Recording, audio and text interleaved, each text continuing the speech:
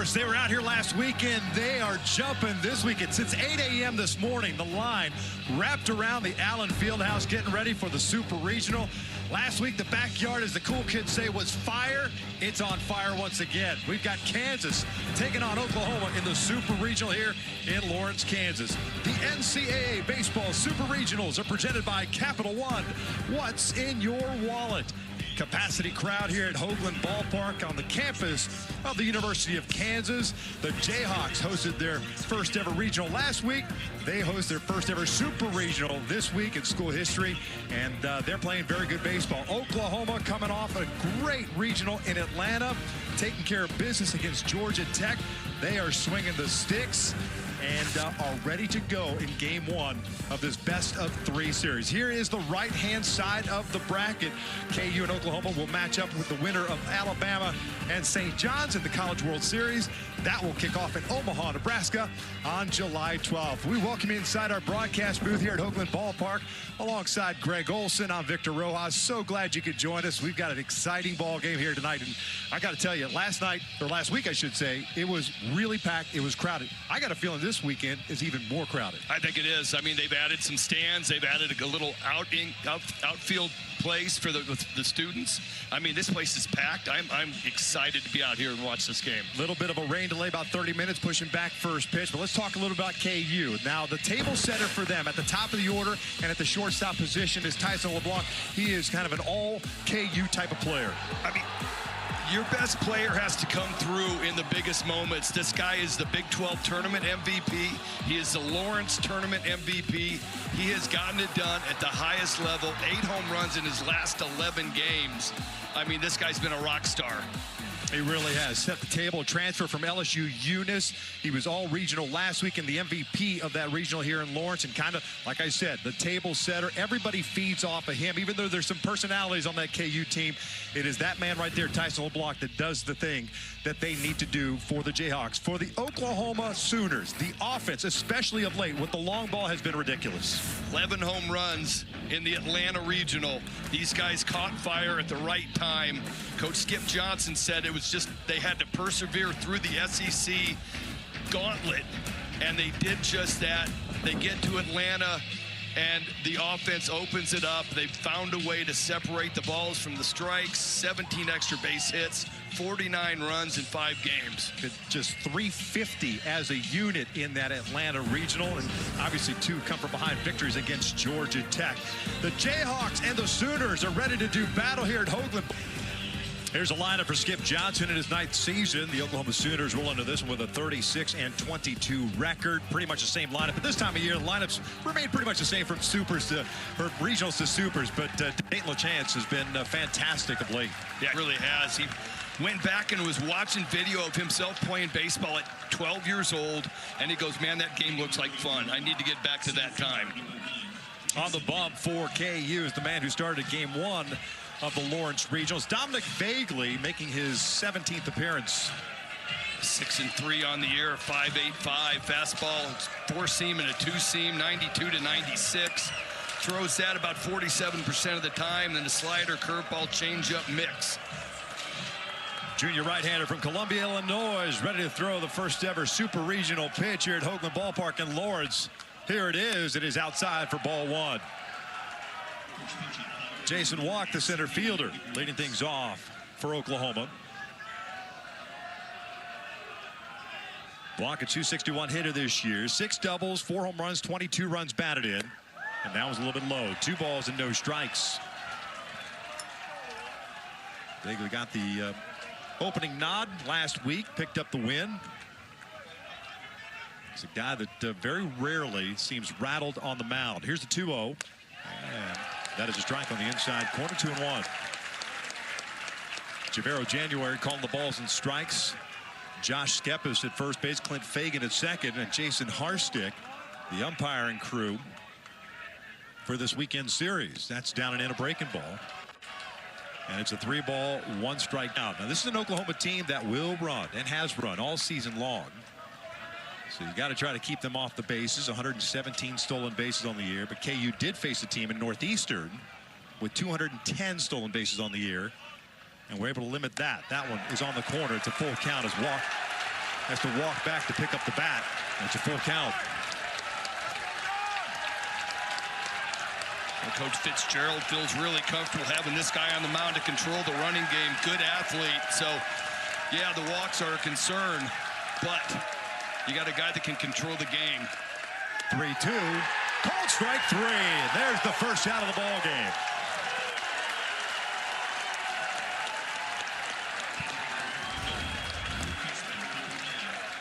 Sometimes you just get yourself in a hole as a hitter and you're up there going, he's not going to throw me another strike. He can't throw back to back. And I feel like Jason Walk did just that. Just kind of got locked up on the pitch. I mean, it's a fastball right down the middle of the plate, bottom of the zone.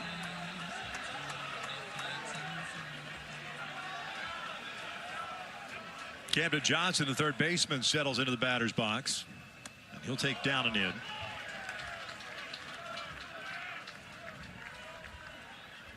Johnson, a Texas native, a junior, 310 on the season, 11 doubles, 3 triples, 8 home runs, and 44 runs batted in. Defensively in the outfield, pretty much straight up.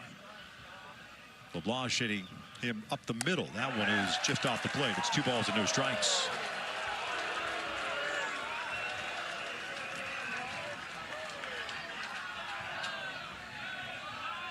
Jayhawk faithful living and dying with every pitch as they did last weekend, as they swept through the regional to get to this point.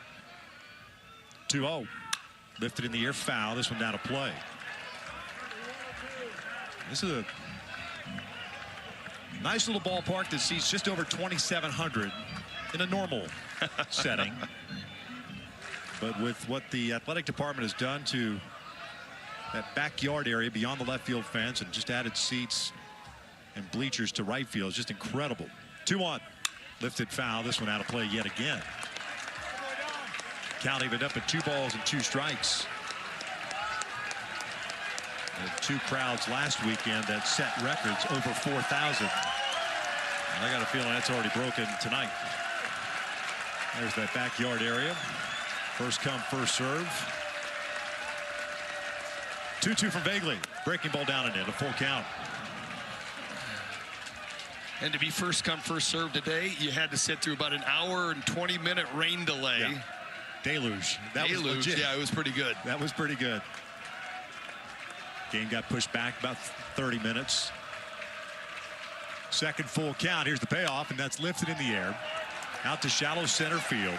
Tyson Owens comes in, is underneath it. 2 down.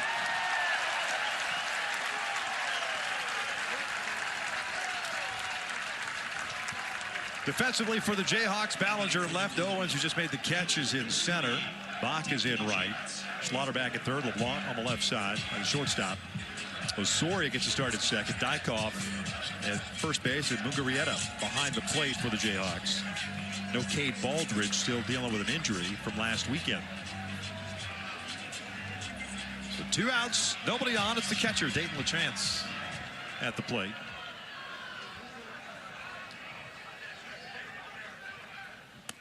Breaking ball on the corner for a strike. 6'5", 230. He's a big boy. Yes, he is. Came walking up to the meeting yesterday. I was like, oh, yeah. You look like a couple of catchers I've had in my past. Breaking ball's fouled back, and that was a big rip. A little bit of a hanger. It is 0-2. The chance from Sherbrooke, Quebec, Canada. And our Sooner fans with many Canadian flags in attendance here, waving them as he steps back into the batter's box. The man they call Big Maple in the hole at 0-2.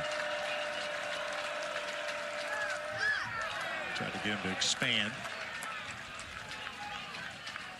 1 ball, 2 strikes.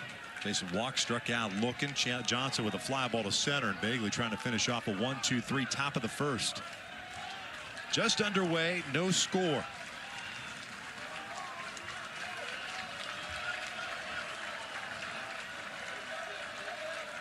One-two. Swing and a miss, and there's the 1-2-3 inning.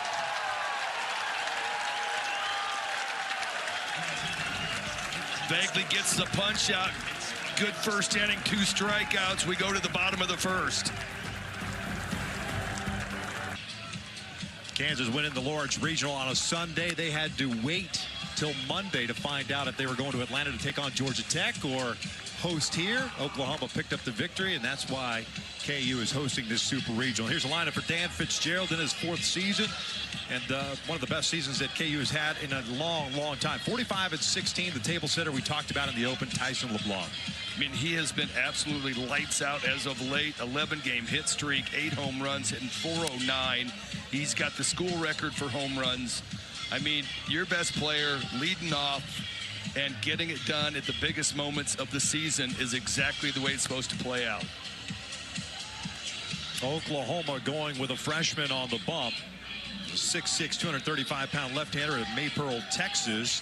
Cord Rager's on the bump. This will be his 14th appearance of the season. Fastball 91-95. He's got a cutter, a slider, curveball, changeup. Pretty solid first outing against TCU, and he's just kind of rolled since then. Last 10 innings without a walk. Had to start last Saturday against the Citadel.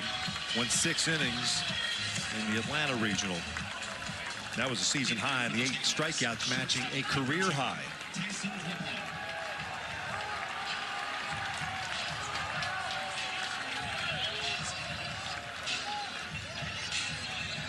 LeBlanc, the Lawrence Regional MVP last weekend. Team leader, average of 344, home runs of 24, RBIs was 68. And the first one is in there for a strike.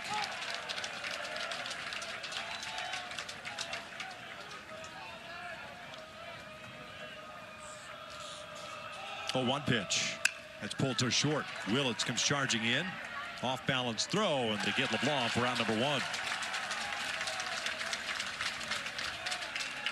Defensively for the Sooners, you have Brock in left, Walk in center, Harris in right, Johnson and Willis on the left side of the infield, Branch and Taki on the right side, and LaChance behind the plate.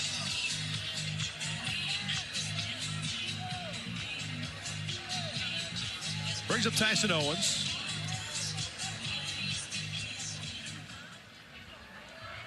Willits shading Owens up the middle, so big hole on the left side of the infield. And that's what you will see from Tyson Owens. He is not afraid to let it fly. 275 hitter this year, 14 home runs, 42 runs batted in.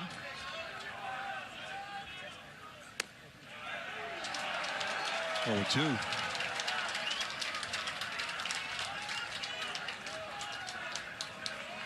Now they move to 3 infielders on the right side. The 0-2 pitch. Owens fouls it back.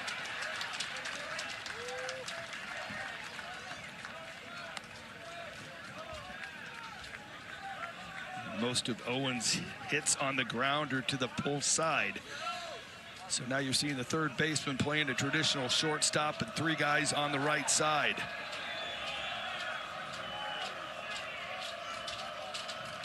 Rager's 0-2. Foul back. Almost too good of a pitch there, 2 strikes. Yeah, well, I like the attack mode. You know, I feel like hitters kind of sit back and get a little passive 0-2, and they're just trying to spoil pitches. It's the best time to go into attack mode as a pitcher.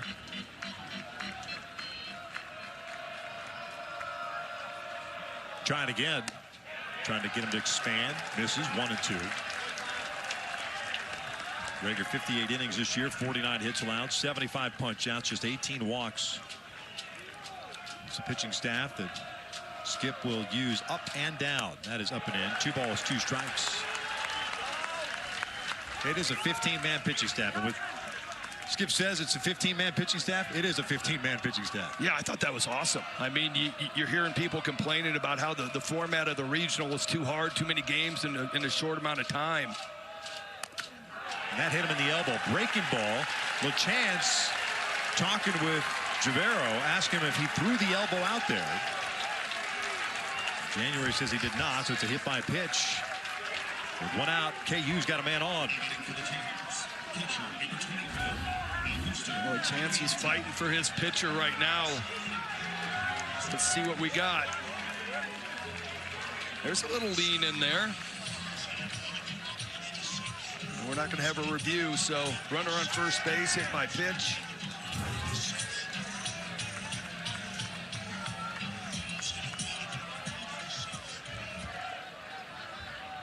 Augie Mungarieta, the catcher. Fouls it off. This is where Kate Baldridge usually bats, but with Baldridge out of the lineup, they move Augie up. 294 hitter this year for the native of Venezuela. He's a junior. 17 home runs and 50 runs batted in. Not a big lead for Owens at first. 0-2. Blew that fastball right by him. KU does not run a whole lot. They'll pick their spots, but they didn't run much last weekend. Just 40 stolen bases on the year. It is pretty much a pass the baton lineup. 0-2 now. This is looped out towards shallow left center field. That'll get down for a base hit. Owens will turn at second. He's going to try to go to third. The throw to third base is in time. What a throw by Brendan Brock. 2 down.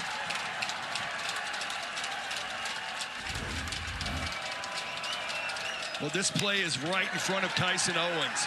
All right, base hit. He sees it, gets a good jump, good read.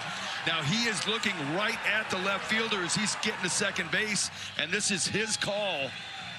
And bang, bang, and just a great throw by Brendan Brock, and it was a dime. You talk about the fundamentals of Brock in left field with the way that ball checked up. First one to Dykoff is a swing and a miss. To be able to, because he had to kind of redirect himself, go onto the arm side, to be able to close off the shoulders and throw a dime, that's unbelievable. Yeah, it was great. It really was just an excellent throw. Got his body in a good position.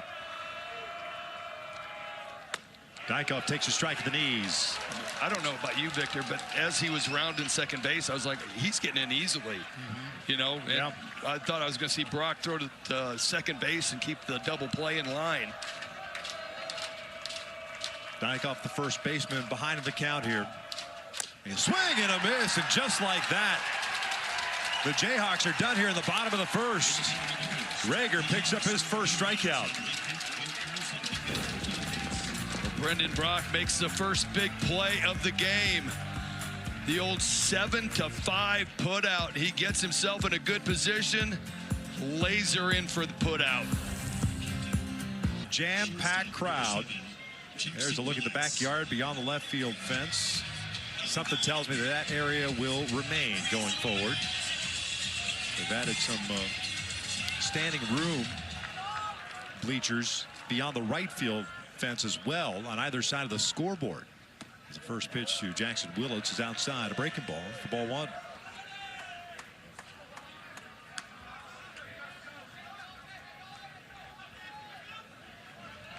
There it is.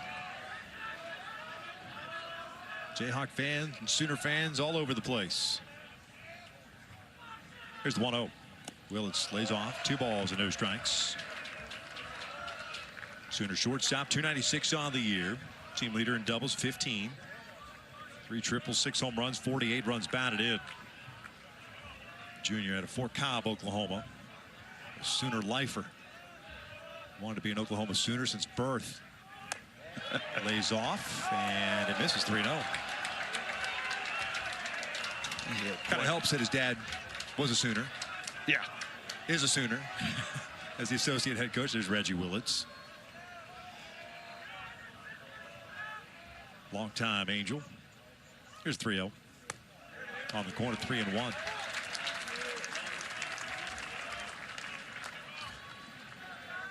Pretty good baseball family, I would say. Yeah. Yeah. I mean, comes in here playing shortstop, batting fourth.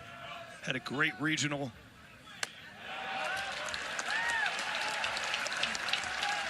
Vaguely paints on the inside corner, and it's a full count. 3 on the right side with Willits.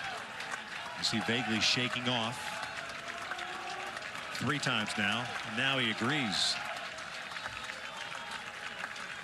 Payoff on the way. That's drilled out toward left center field.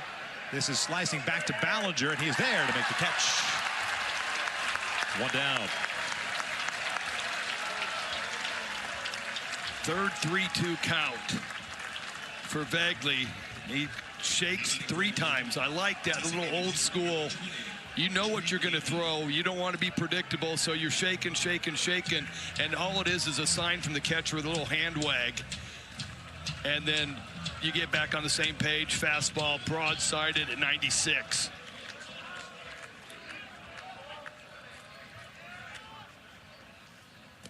Down and in, 1 ball, no strikes.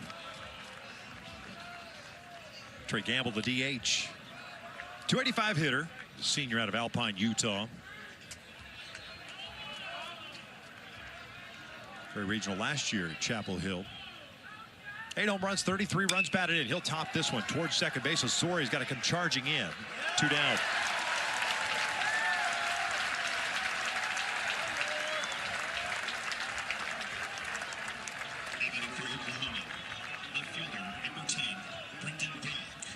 Nobody off for Brendan Brock. Vaguely out of Columbia, Illinois. Drafted out of high school by the Arizona Diamondbacks at Columbia High School. He's one of the guys that has been here for 3 years. The veteran, if you will. Especially with all the transfers that come in on a yearly basis, the JUCO transfers.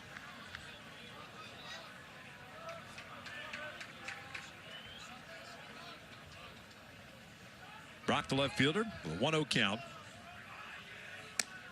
2 balls, no strikes. KU, year in and year out, seem to have a top 5 JUCO transfer recruiting class. 26 newcomers, 28 transfers. 16 from the junior college ranks. 2-1. I feel like the JUCO transfer has gone away a little bit more with the transfer portal. Yeah. You know, I mean, it used to be the plug-and-play JUCO transfer guy, and now all of a sudden it's like everybody's scouring the portal. And the JUCO transfer not getting lost in the shuffle. But, you know, maybe with the portal, we're going to see more guys going the JUCO way and then finding their ways into Kansas like this situation here. Yeah. On their feet here at Hoagland, 2-2. Outside, a full count. Well, I think Dan Fitzgerald and John Coyne, the recruiting coordinator for the Jayhawks, kind of staying within their means, right? They understand what they are capable of doing as far as being able to go out to the portal versus let's just go get transfers from the JUCO world. And it's worked out well. 3-2. That is off the plate, ball 4. So the Sooners get their first base runner. It's a 2-out walk. That was the 4th 3-2 count. Pitches are piling up a little bit on Vegley. He is getting deep into counts, and these hitters, first time around the order, are getting a lot of looks.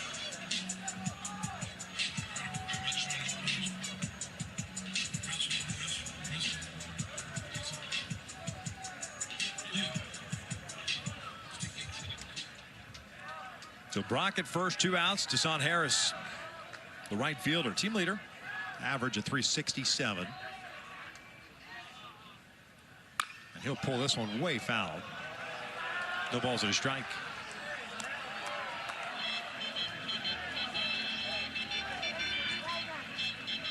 Harris with 7 doubles, 3 triples, 3 home runs, and 19 runs batted in for the Plano, Texas native. Brock will run 26 stolen bases on the year. That leads the Sooners. He's only been caught 3 times.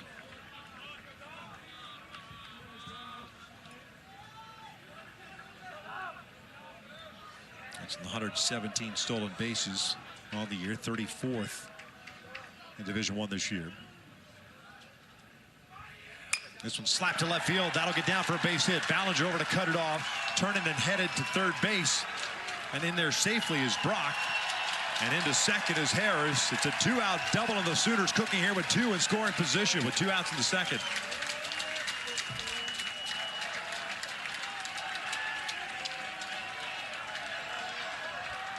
Really nice piece of hitting by Harris. Breaking ball down, stays inside of it. On the backdoor hook, shoots it to left field.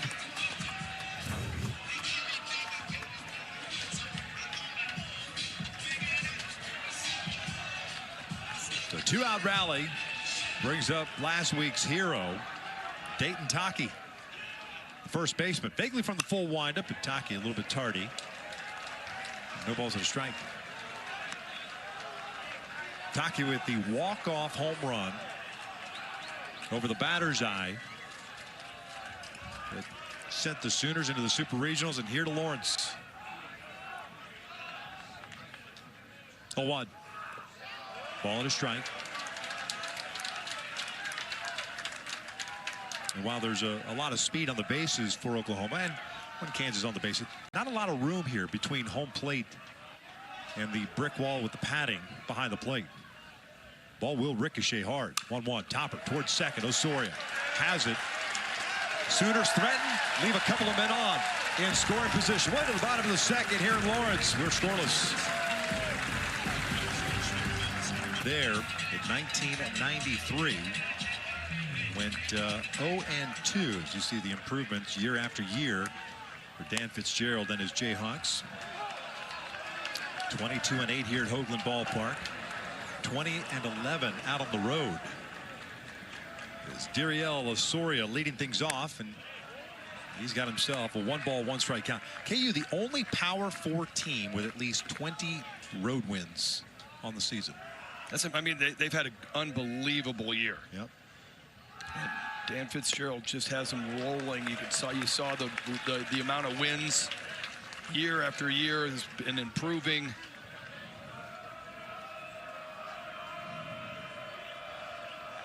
Osorio, 242 hitter, skies one on the right side of the infield. Taki calling for it. Ooh. Oh, hello. Play that to the side. Yeah, I didn't see that one coming. No. I think he just wanted to add a little degree of difficulty. Okay. That would have flipped me out as a pitcher if I'm kind of running over there to help just in case something's going on. And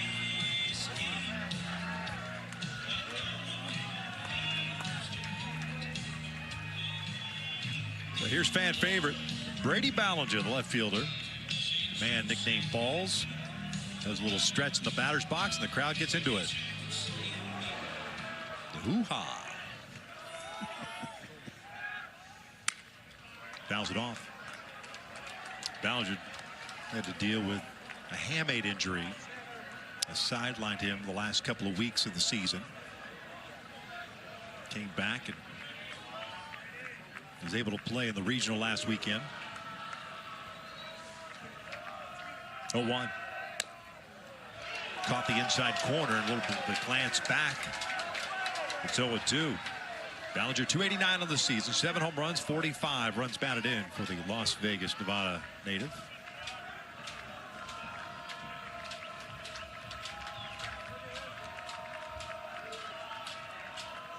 Rager holding a little bit as that clock ticks downward. 1-2.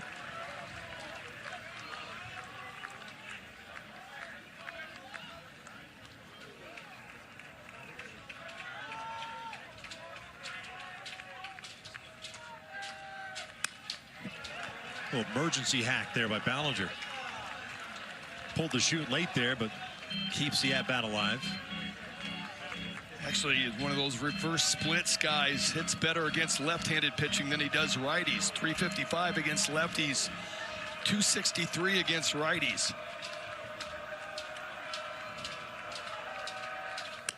Swings through that fastball. Second strikeout for Rager. 2 down.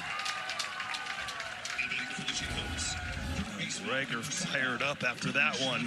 It's man on man, threw him a couple breaking balls before that.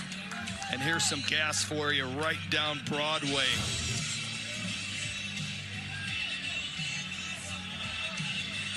That emergency hack that you spoke of showed me that, all right, you're not really prepared for a fastball if you're just trying to flip that one. You're sitting on a breaking ball.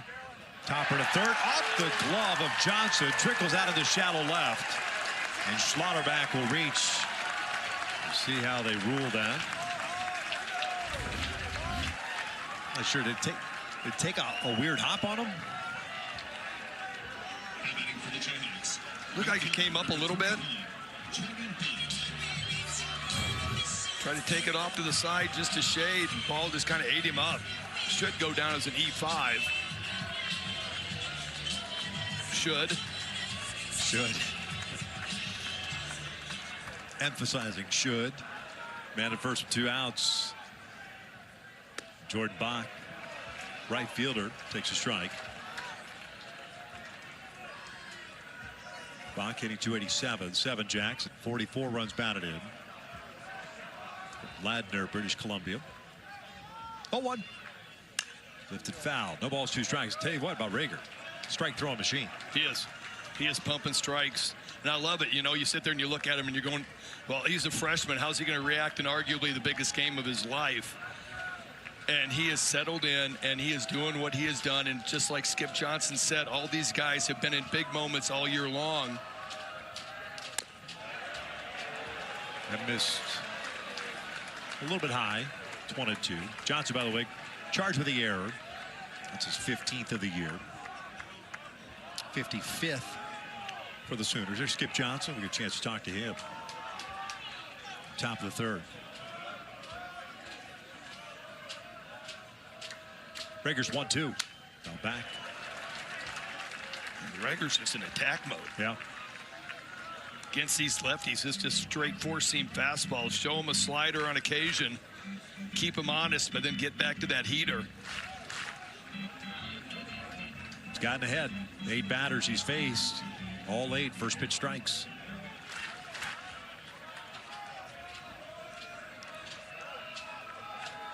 Swing and a miss. Got him with a breaking ball. Second strikeout of the inning, 3rd in the game for the Sooner left-hander. They're showing all these fastballs at 96. Here comes a little off-speed spinner. And you can see the hitter way out front. Punch out. Top of the 3rd here in Lawrence. Our pleasure to welcome in Skip Johnson, the head coach of the Oklahoma Sooners in his 9th season. And Skip, I'd love to ask you how reminiscent this year's club is to that 2022 club that you took to Omaha. Yeah, they care a lot about each other, and they love to practice, and that's what's really fun to be around them. Hey, tell us a little bit about Rager, man. He does not look like a freshman out there. Yeah, it's pretty cool how he's grown up, isn't it? I mean, that's our league, and we gave him that opportunity, kind of taking the bull by the horns, and he competes, and that's all you can ask out of him. He'll compete. Coach, we appreciate you. Good luck. Thank you, guys. Thanks, Coach. You got it. 9-1-2 coming up for Oklahoma. Branch, Walk, and Johnson against Dominic Vagley. Coach was talking about the other day about how tight-knit a group this is for Oklahoma and how much it does remind him of that finals team that got to the final game in 2022. And it takes, I mean, KU, same thing. They talk about talent on the field, right? But again, it's that culture. The guys that you have in the dugout, they're all buying into what it is that you're selling. As Vagley delivers a strike. Well, that was what Skip talked about when we met with him yesterday. It was, you know, hey, you got to get these guys to trust you. And then all of a sudden, they'll start listening to you and doing what you're talking about. As he said, buying in.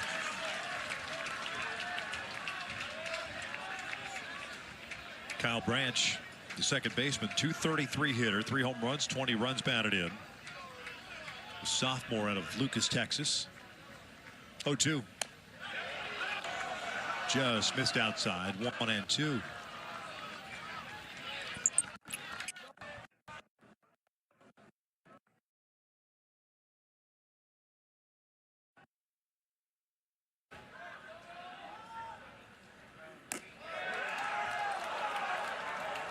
He is just a shade off right now. Everything's just a little bit off the plate, just missing.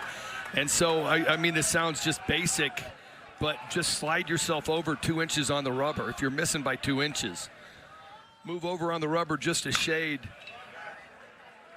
Soria had it shaded perfectly, and there's out number 1. Spins the lineup back to the top. Now, folks, the NCAA Super Regional coverage continues this weekend across ESPN, ESPN2, ESPNU, and ESPN Plus. For more information, visit ncaa.com, the home for all NCAA championships.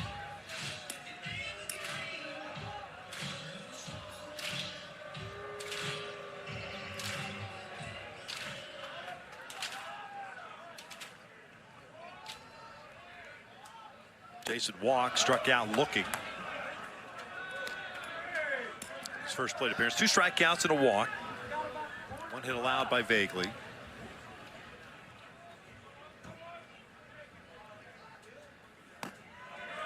One ball, 1 strike. You see Jason walking around, doesn't like that inside part of the play, but Javero January, the home plate umpire, keeps calling it on both sides. I guess that's all you can ask for. No, from I mean, a home plate umpire. Yeah, and that was a great pitch. It was right there on the inside corner. We got a really good look where we're sitting at. And if you're able to throw inside to lefties and righties, you're going to open up everything. They're going to have to speed up their bat, which is going to then in turn open up the breaking balls, diving to the zone. It opens up everything, and it is a lost art in college baseball. 1-2 pitch, breaking ball, locked him up on the inside part of the plate, 2 down.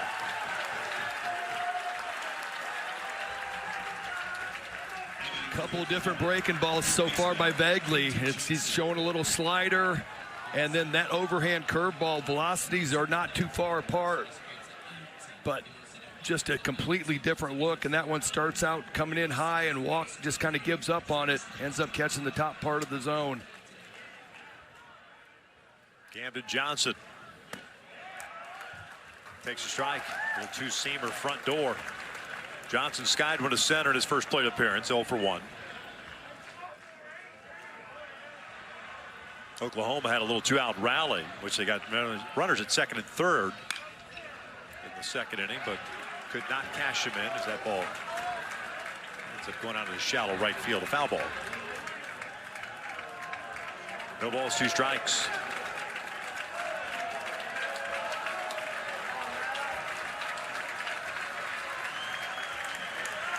Osorio, the second baseman, out in shallow right with the shift on.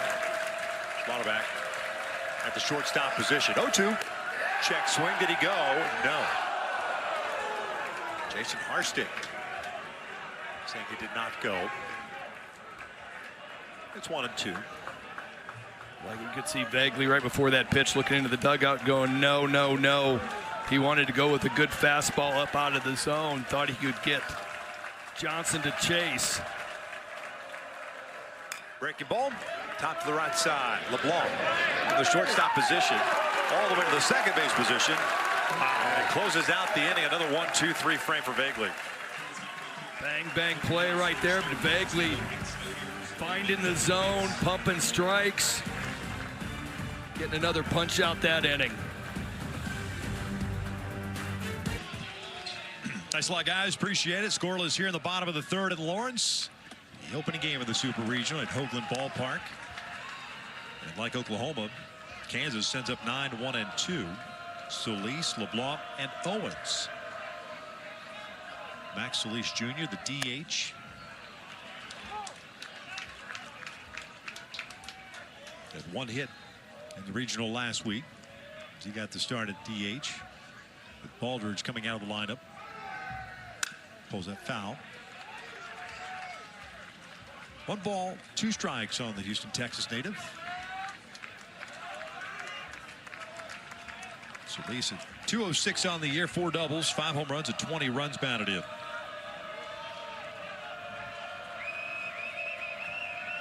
Rager's 1-2 is just off the play. See the chance. Trying to bring that one back. It's a valiant effort. He only brought it back about a foot. Yeah. 2-2 from Rager. Boy, that was the right pitch. He had Solis fooled, just somehow got a piece of it to keep the plate appearance going.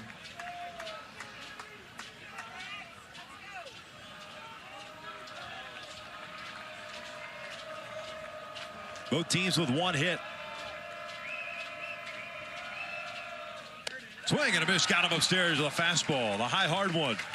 4th strikeout already for Rager. There's 1 out here in the 3rd. Take a look at the other side of the bracket. West Virginia and Troy have advanced to Omaha. West Virginia taking care of Cal Poly. Troy dismissing Little Rock. North Carolina and USC tied up a game apiece. They'll play tomorrow to determine who goes to Omaha. And then we just heard the Auburn Ole Miss game is tied up at 2. Top of the order here, Tyson LeBlanc. Skies would foul it out of play.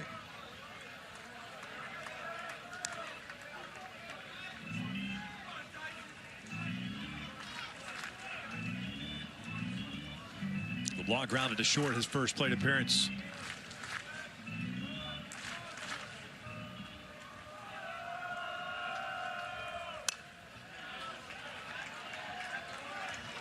Oh, 2 count. Well, Ruger's having a great start. KU did see Hunter Dietz last week for Arkansas, who had a career game against him, 14 strikeouts. So LeBlanc was just saying, we were just glad he got out of the game when he did.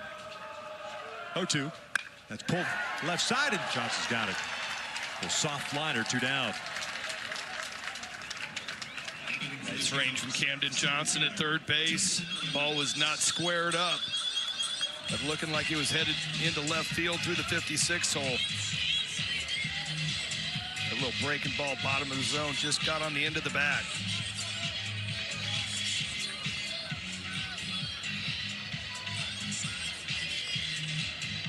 I feel like if you're out on the mound and you get LeBlanc out and you're like, oh. Yeah, you can breathe a little bit. Take a deep breath.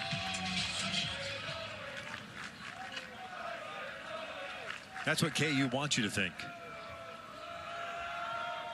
First is a breaking ball in for a strike. Owens was behind the count and got hit by a pitch in the first inning. 3 base runners for the Jayhawks. Owens thrown out at third, trying to go to third base on the single by Mugarieta. 1-1.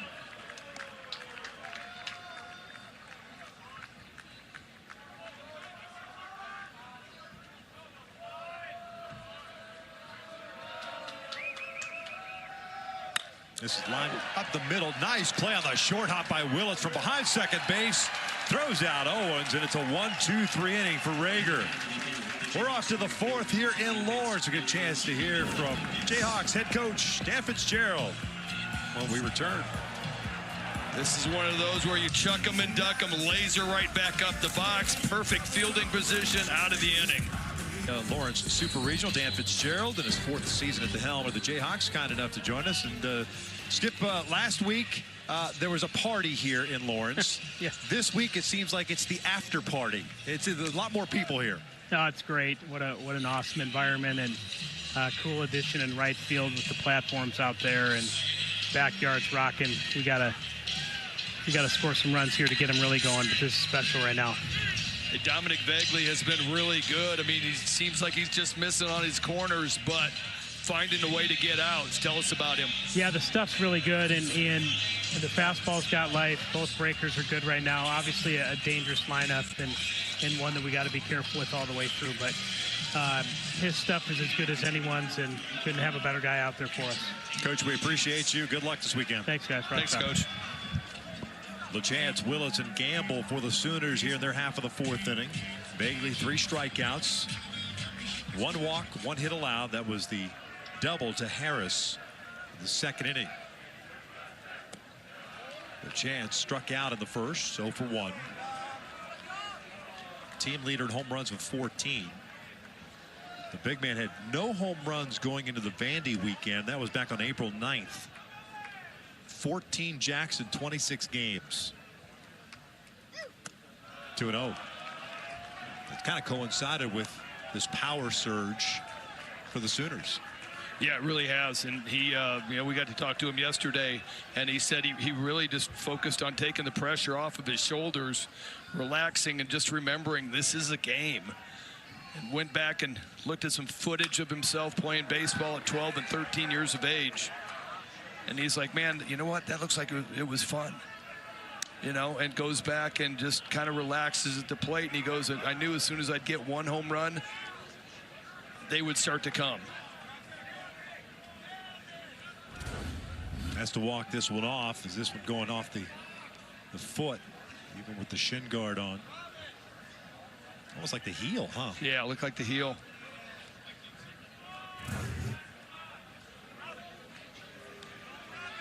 I'm throwing it again. Of course you are. Why wouldn't you? That one stung. Here comes another two-seamer down and in.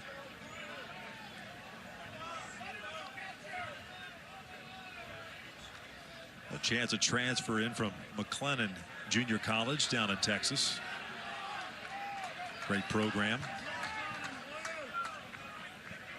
Second team All-American last year.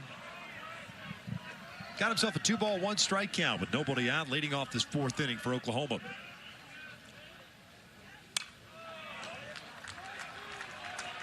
Two.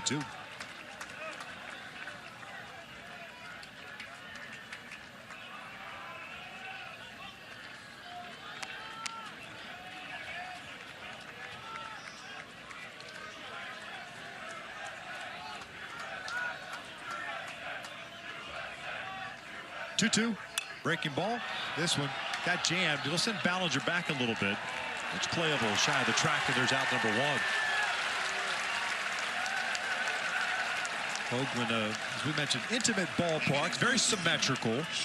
330 down the lines, 400 out to center field. In this ballpark, you've got to clear the batter's eye. That's one wall. You've got to go over the top of it. Hit home run. The Kansas Athletic Department has done an unbelievable job over the last 2 weeks, actually the last month, of prepping this facility to host a regional and subsequently the super regional.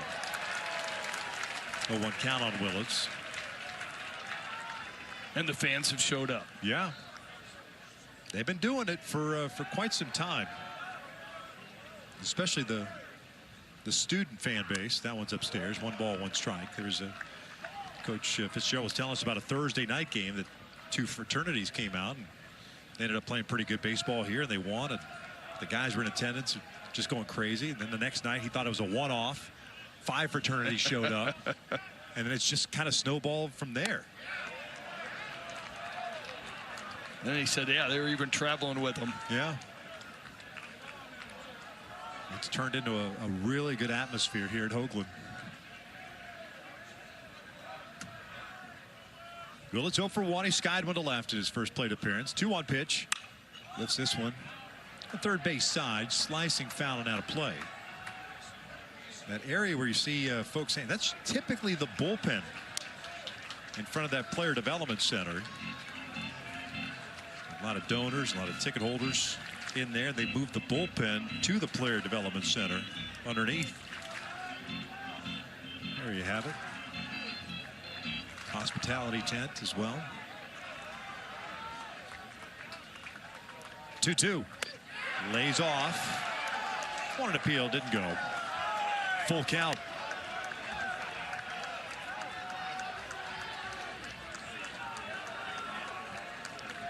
Fifth full count for Vagley already here in the top of the fourth.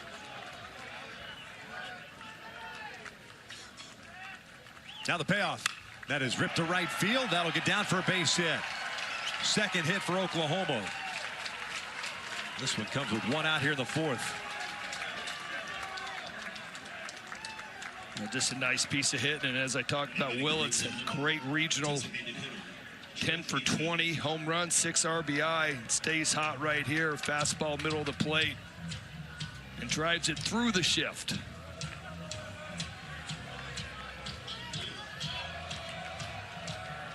Vagley had 59 pitches. He worked from the stretch with Trey Gamble at the plate. The DH grounded to Osorio in the second. Checking on Willits. 5 stolen bases on the year for Jackson. Been caught twice. And again, as I mentioned, KU did face Northeastern last weekend. Team that run a lot all season long. And they did a really nice job of mixing their looks, throwing over. Jam shot through the left side, of base hit. Nice inside out approach by Gamble. And the Sooners have 2 on with 1 out here in the fourth.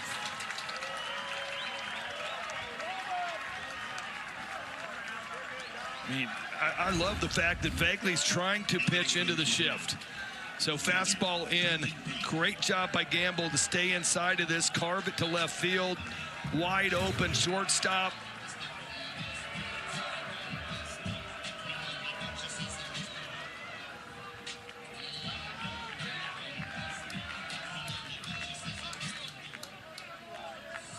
Brendan Brock, who walked in the second inning, steps in.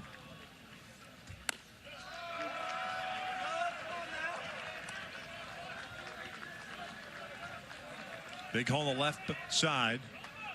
Schlotterback a little bit toward the foul line. LeBlanc shading a little bit toward the middle. Skied foul. Ball at a strike.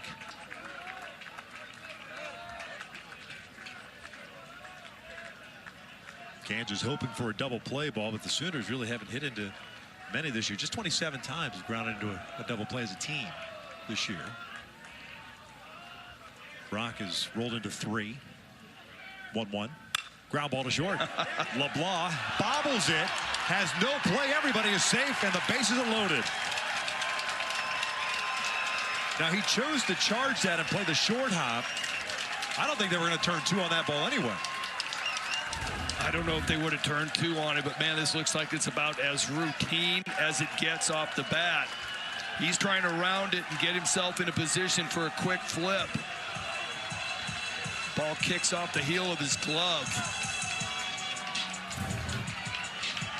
Goes down as an E6.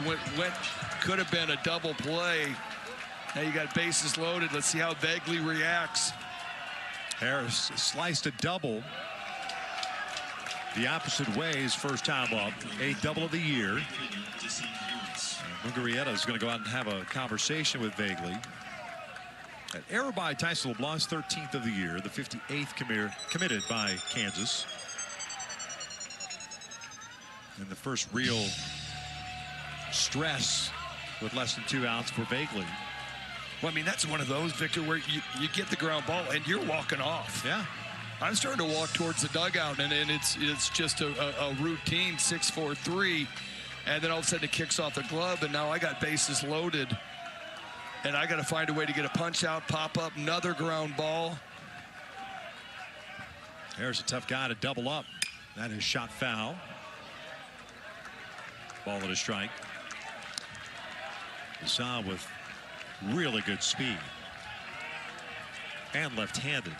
Obviously gives him the advantage, making it very difficult for KU to try to turn a double play. Willits at third, Gamble at second, Brock at first. Here's the 1-1 pitch. Breaking ball. Little nubber towards second base. Osorio goes to second. They get the lead runner. The run scores, and Oklahoma strikes first. They lead at 1-0. Harris with his 20th run batted in.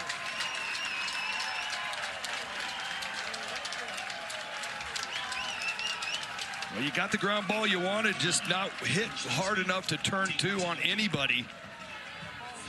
LeBlanc tried to come across the bag and make a throw, but by that time, Harris was long past the bag. He'll get an RBI, and that'll go down as an unearned run. 20th run batted in for Harris. But now you got to pay attention to him at first base with 18 stolen bases on the year. And a dangerous hitter in Dayton Taki at the plate.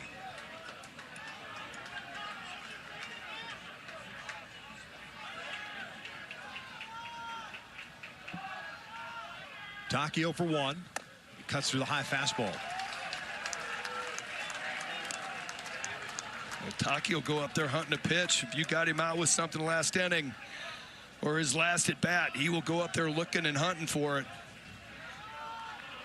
He grounded out on a fastball in the second inning to end the inning. No balls, 2 strikes.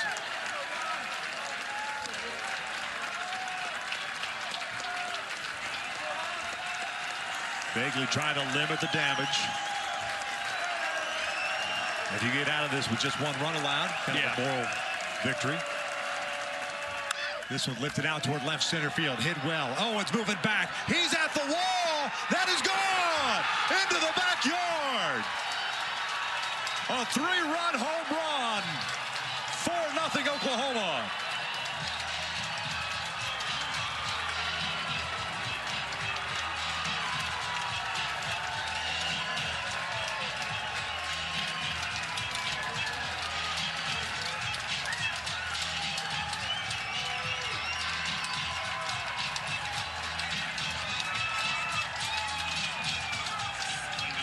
How about the tournament Taki's having? 8 for 18.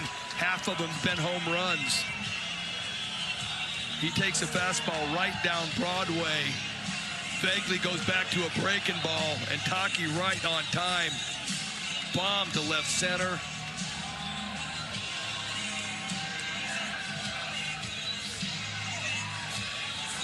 Seventh of the year. A 3-run shot. Begley delivers a strike on Kyle Branch. 390 feet off the bat for Taki. And the one thing and we were talking about this yesterday, a lot of the home runs last weekend here in Lawrence were the opposite way. Or I should say to left field, even from left-handers. Well, that's his 7th home run. He's got them scattered throughout the ballpark. When I took a look on our True Media site to see where his home runs are, he's got them to left field and right field as well. So not unusual to see him go oppo. 2 balls and a strike on Branch, who grounded out in the 3rd. Costly error by Tyson LeBlanc on what could have been an inning-ending double play. It kept the inning alive. Harris got a RBI fielder's choice. And with 2 strikes, Taki a 3-run jack. There's a strike, 2-2.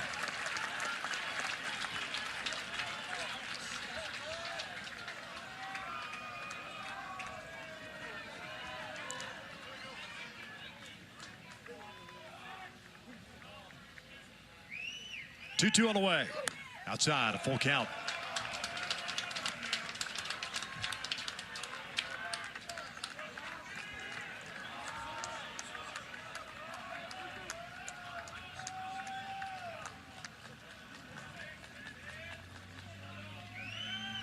Now the payoff. This is sharply hit towards short. LeBlanc has it. Over to first. There's the 3rd out, but not before Oklahoma strikes for 4 run with the capper coming off the bat of last week's hero, Dayton Taki. Taki does it again. He picks up the Sooners. Back up breaking ball. Deep to left center. OU up 4. Oklahoma striking for 4 the top of the 4th inning. They lead it. KU coming to the plate. George Brett, Baseball Hall of Famer. Longtime Kansas City Royal. Bill Self, Jayhawk basketball coach. Future Hall of Famer. Coach Self was here last weekend as well. Greatest 3rd baseman ever. Yeah. Top 3. Top 3. Brooks Robinson was pretty good. Mike Schmidt. Mike Schmidt. George Brett. Michael Jack Schmidt.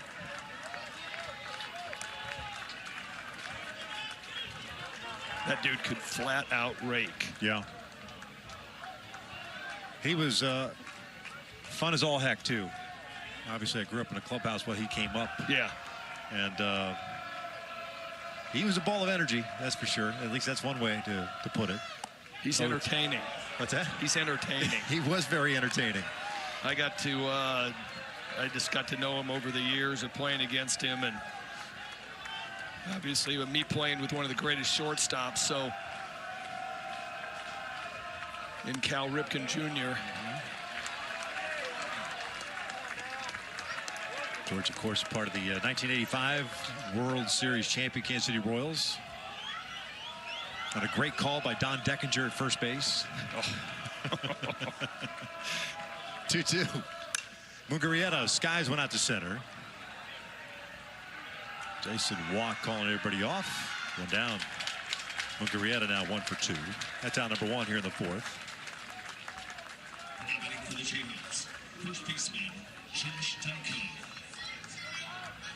That brings up Josh Dykoff, the first baseman.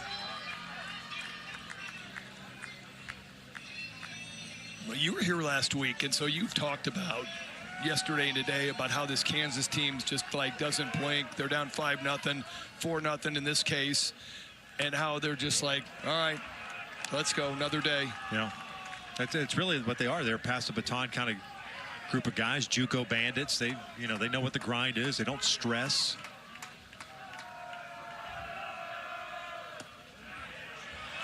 I'm not saying they're invincible. They can always come back, but especially with the way Cord Rager is pitching right now.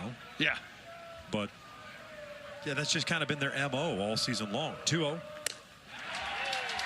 Probably that was a 1-1, so that's a 1-2. I mean, that's when it's really fun, when you just kind of look around and there's not a whole lot of like up and downs, and you're just walking in the dugout and giving guys little fist bumps going, all right, let's go. Yeah. Let's go. You know, I know you're going to take care of your business. I'm taking care of mine. Let's go get ourselves a W, and I'll see you inside after the game. That's it.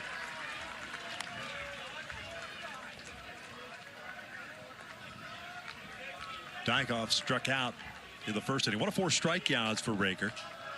No walks, 1 hit batter, 1 hit allowed.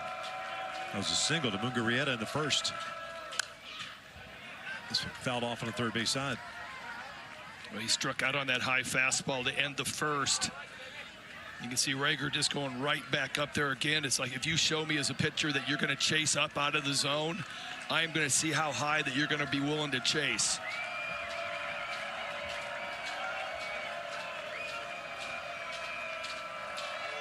Two now. Cole strike 3. Rung him up. 2 down. 5th strikeout of the game. And that's called changing the eye level. So you're working up, up, up. Here comes 95, painted down and away, and just locks Dykhoff up. Pitching sequence 101.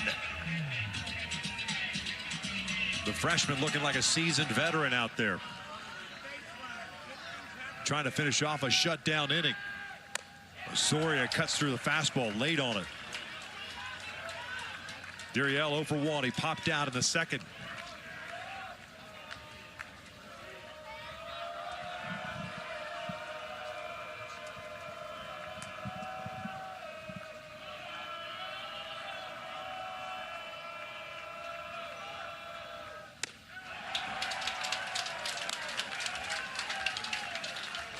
He's just rare and packed. Yeah, here it is, big boy. And I mean, he's picking up velo too. Right there was 97. He's been around 95. He's shown a 97.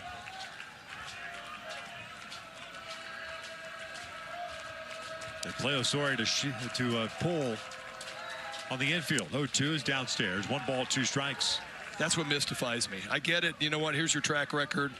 You know, on the ground, you're tend to pull guy. I get it. But my dude's throwing 97. And that last fastball was flat by him. Yeah. Where's this ground ball going to go? Right. It's just kind of basic for me going, all right, he's not pulling this. This one's skied on the first base side. Taki drifting into foul territory. He's got a play on it and makes the catch just to the side there. Okay. A 1-2-3 shutdown inning. 4 complete. Sooners on top, 4-0. Thanks a lot, guys. Wow. Yikes. Yikes. Ole Miss coming into Auburn. Auburn went 2-0 last year against Coastal at home in the Super. Wow. Sooners up 4-0 here at the top of the 5th inning.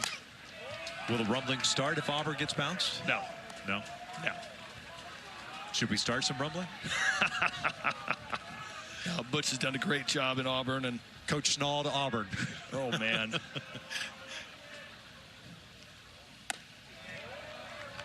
Top of the order for Oklahoma here in the 5th. Walk, Johnson, and LaChance. Sooners 1 for 10 through the first 3 innings. The 4th inning, all 4 unearned runs. The capper, Taki's jack. This one's hit pretty well out to center field. Owens going back at the wall, and that is off the batter's eye. Look at walk, run, and he slips between second and third, slams on the brakes, heads back to second base. That looked like an easy triple all the way until he fell down. 7th double of the season. Fastball up. He's not really running hard right there. He's watching it, thinking this ball might be out. And then he is on his horse, goes down, gets up. Gutsy play by Tyson Owens to go up and try to get this, knowing this ball's going to carry him, and it's going to be off to the races. I mean, Jason's got to understand you got to hit over the batter's eye. Well, maybe he didn't. Yeah. Maybe he thought he got it. Yeah. No, not so much. Showing bunted foul behind home plate. Camden Johnson 0 for 2. Fly ball to center and a ground ball to short. So that wasn't just me that was looking at him coming out of the box going, Yeah. I think he thinks he got it. I mean, don't get me wrong, he hit it well, but not that well to go over. Not that Yeah. well.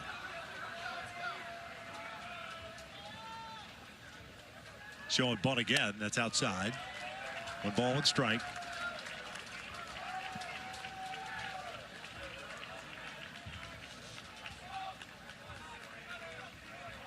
Just 15 sacrifices on the year for Oklahoma. Johnson's got 4 of them. There goes walk. The pitch outside to throw down to third. Not even close. Mugarieta had him, I thought. Yeah. Almost like a pitch out.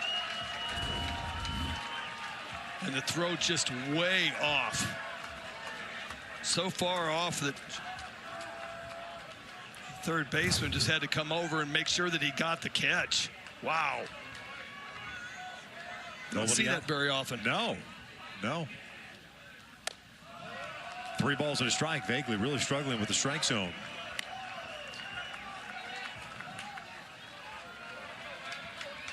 The only thing I can imagine is that just didn't have the right grip, or the fact that he saw that he had that much time kind of yanked the throw to the glove side. But that was nowhere near the bag. There's a full count. Walk picks up his 15th stolen base of the season. Infield back for KU. Well, I mean, that's chaos in a nutshell, because that is like a couple different no-nos. First of all, stealing third base with nobody out when you guys trying to bunt. Drilled out to deep right field. Jordan Bach at the wall, gone. 2-run big fly by Camden Johnson. 6-0 Sooners.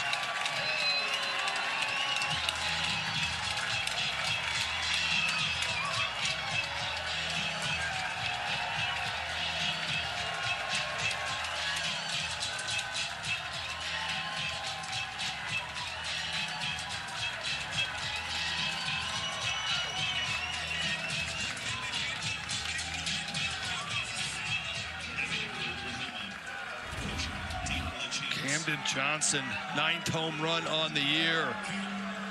3-2 hook, left elevated, and he spins it. And this thing has just fallen apart for Kansas since that error on LeBlanc at shortstop.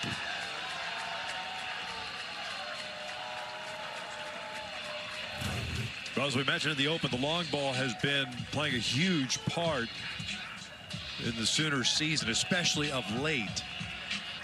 And 2 jacks for a total of 5 runs already in this game. Oklahoma now with 78 home runs on the season. For Johnson, that's his 9th of the year, giving him 46 runs batted in. I mean, this team came in, they had 30 home runs in the last 15 games. They have really just been on an offensive tear. And Skip Johnson says, you know what, they're really being more decisive at the plate, separating balls and strikes and what they're swinging at. Manning West getting ready for KU in their bullpen. Begley's allowed 15 home runs on the season. LeChance smokes one out toward right field. Jordan Bach is there. There's the first out of the inning. ESPN is the home of MLB.TV. Stream every out-of-market game live or on demand using the ESPN app. Blackout and other restrictions apply. For more information, go to ESPN.com/MLBTV. 6-0 Oklahoma. Game 1 of the Lawrence Super Regional.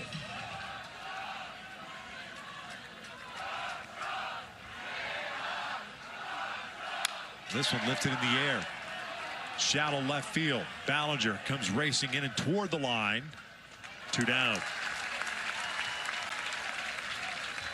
You know, looking at Camden Johnson in the dugout, I'm reminded of something that Cal Ripken Sr. always said, because he was up there to bunt. Right. He was up there to bunt.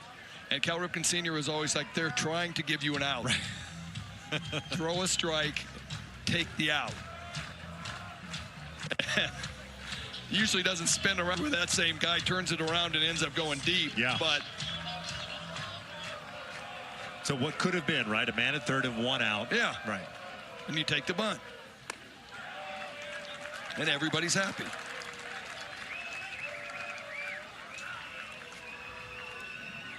Trey Gamble, the DH. 1 for 2, singled and scored in the fourth.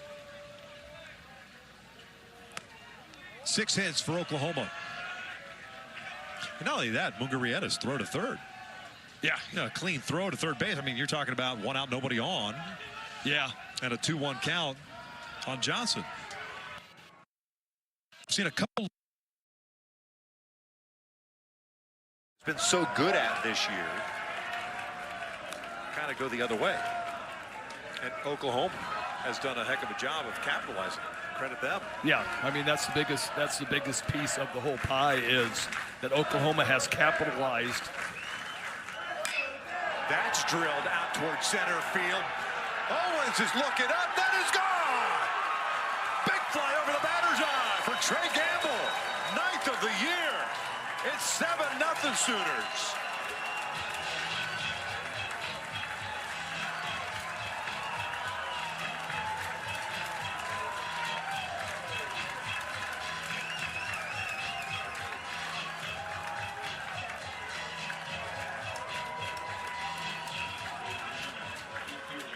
Trey Campbell gets a 95-mile-an-hour fastball, hits it 417 feet. Out over the batter's eye. And he got hot in Atlanta as well, hit 316 with 2 home runs. And then since that error by LeBlanc, it went straight downhill for Begley. It really did. Not that he had his best stuff today either, from a command perspective. But you're right, it kind of opened things up. And Oklahoma is taking advantage of it wholeheartedly. Dan Fitzgerald goes to the bullpen. Manning West will be called upon. Camden Johnson opens it up with a big 2-run bomb. Rough outing for Dominic Bagley. 7-0 Oklahoma. 3 home runs allowed. The most home runs he's allowed in the game since his last start his freshman year, May of 2024 against TCU. Departs after throwing 90 pitches. And it's a junior right-hander, Manning West, making his 26th appearance. Manning West, fastball is going to be 90 to 93. Cutter, slider, curveball, changeup. One of their main dudes out of the bullpen. 4-0 on the year, 26th appearance, 3.86. 1 save, 32 innings.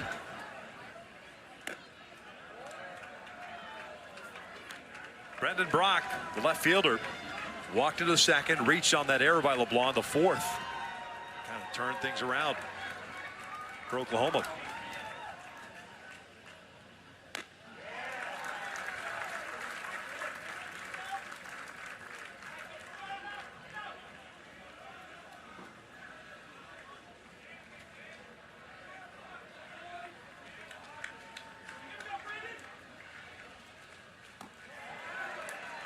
In there for a strike, 1-2.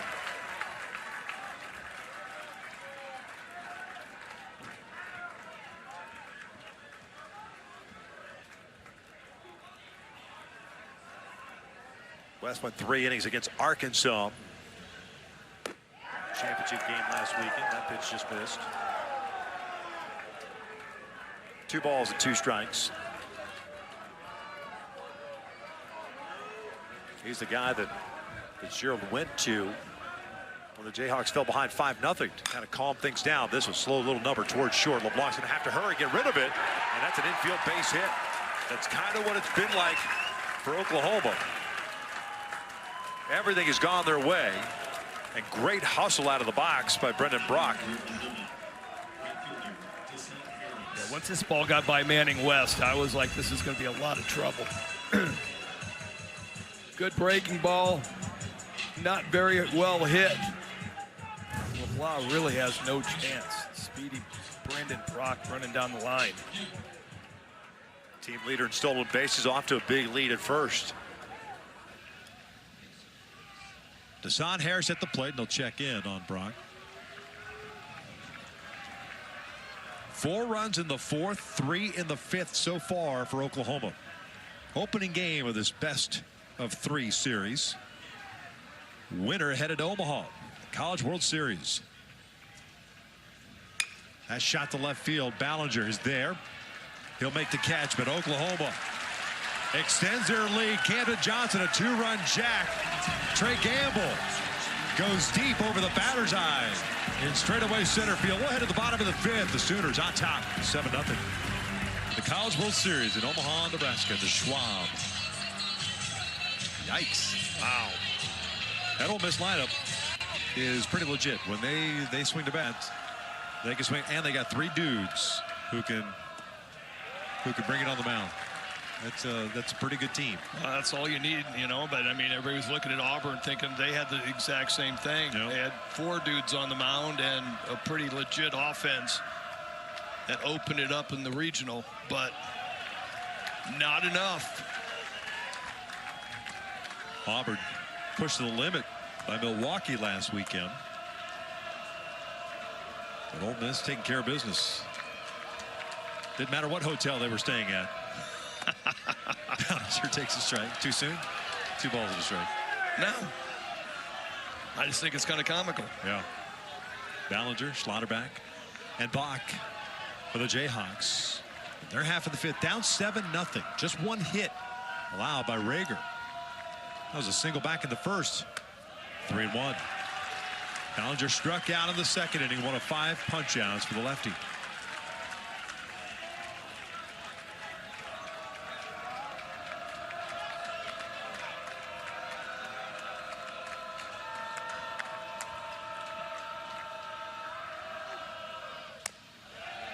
There's ball 4. Leadoff walk. First free pass issued by Rager. All right, folks, game 3 of the NBA Finals tips off Monday night. Spurs at Knicks, with NBA tip-off starting at 8 p.m. Eastern, followed by the game at 8:30 p.m. Eastern. Watch it on ABC and stream it live on the ESPN app.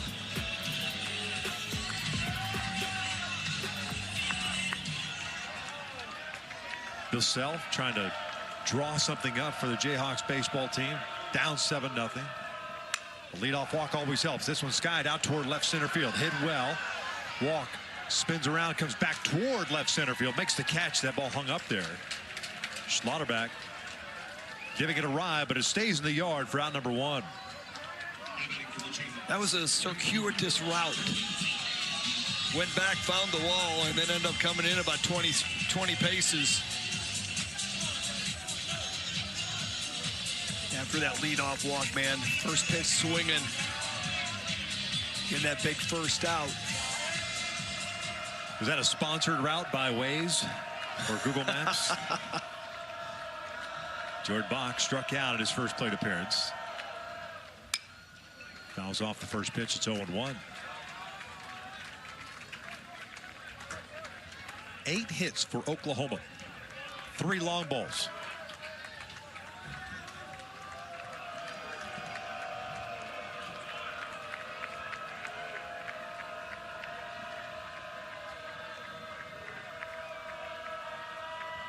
Oh, 1. Ball and a strike. These 2 teams used to meet on a yearly basis. Oklahoma and Kansas, former partners, and the Big 6, the Big 7, the Big 8, and the Big 12. 1-1. That is skied out toward right center field. It's playable. Deshaun Harris with the call on the catch. 2 outs. And these 2 teams were common opponents from 1906 through 2024. Sooners went to the SEC. Sooners have the all-time record of 175 and 97 as far as head-to-head.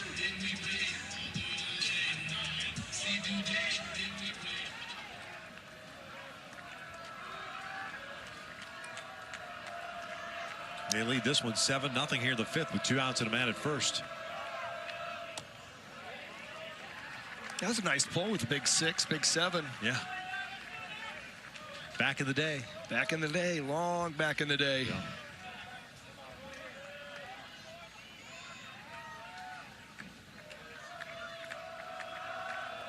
Max Leach Jr., the DH, struck out in his first plate appearance ahead of the count of 2 balls and no strikes. The old 2-out, 2-0. Well, if you're KU, you got to find a way to get a little bit of traffic. Just get something started. Yeah, zero stress whatsoever for Rager. Yeah. None. And I mean, it's hard to describe that to people that don't really understand the difference between, 100 pitches here and 100 pitches here. This has been about as smooth and easy of 69 pitches with no traffic, no stress. Yeah. Most batters he's faced in an inning, 4. Did that in the first and the second. This is the 4th batter here in the 5th. Very composed. And I like what Skip Johnson said yesterday. I mean, the only way you're going to figure out what you know or what you have is by experience. Yeah. Getting him on the mound. Yeah, I feel like that's one of the things that's gotten lost with the RPI and all the race for the postseason is you don't want to lose, so you continually use the same guys over and over and over again.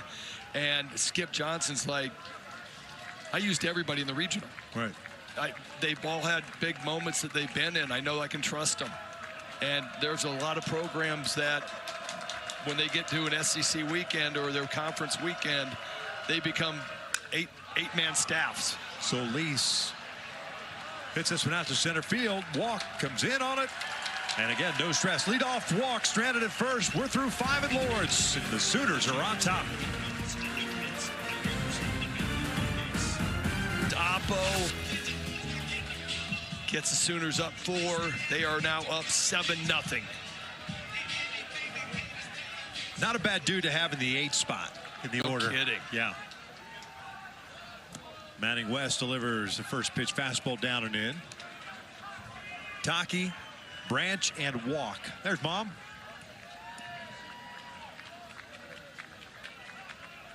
Home run is 7th of the year, now with 21 runs batted in.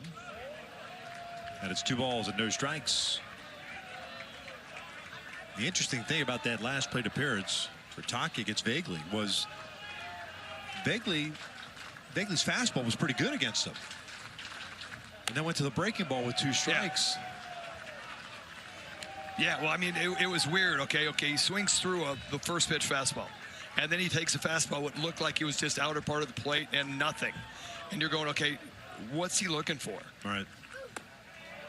And I guess there's just something where, okay, I can't throw him another fastball, but that fastball had beaten him in the 2nd inning on a fastball in. I'm going, okay, maybe waste something. I'm not throwing him a backdoor breaking ball. 3-1, skied down the right field line and into the corner. Bach moving over, and it's caught in foul territory for out number 1. There is not a lot of room between the foul line and the wall in both corners here. So great job by Jordan Bach to hang with that baseball. 1 down. I'm going to take your word for it that he caught it. I just saw the umpire's right arm go up.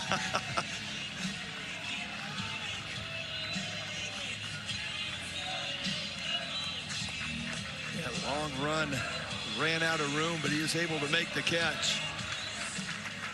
And there's he's showing. I had like a 1.5 feet.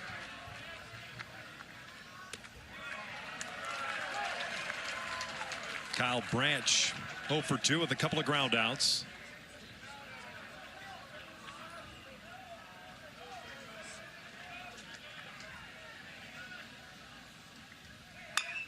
That's off the end of the bat, shallow left field. LeBlanc going out. Ballinger coming in, and Ballinger makes the catch on the slide for out number 2.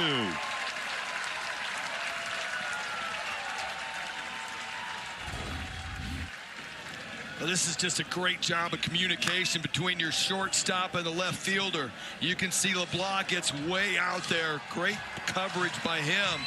And then he hears his left fielder screaming, I got it, I got it, I got it. And he just peels out of the way. Nice sliding catch. It's a locomotive coming at you. Yeah, I'm getting out of the way. No doubt. But how about my shortstop getting that much depth out in left field? Yep. No balls and a strike on Jason Walk, the center fielder. Struck out in the first and third innings and then doubled and scored in the fifth. Also picked up a stolen base.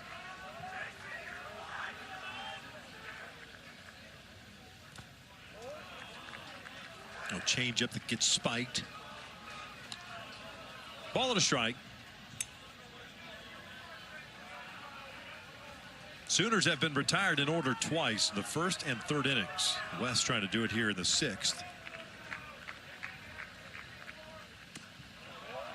2-1.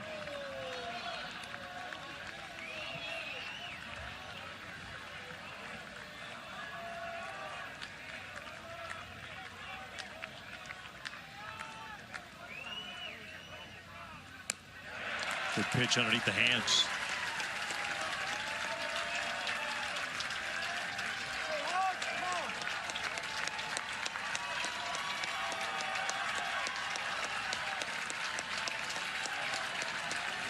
Two balls, two strikes, and two outs.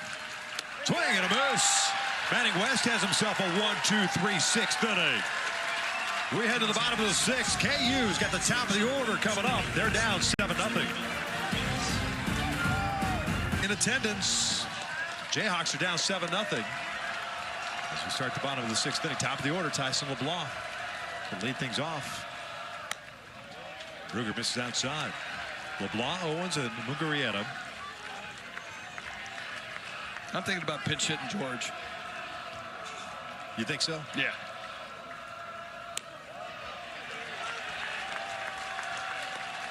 Two balls and no strikes.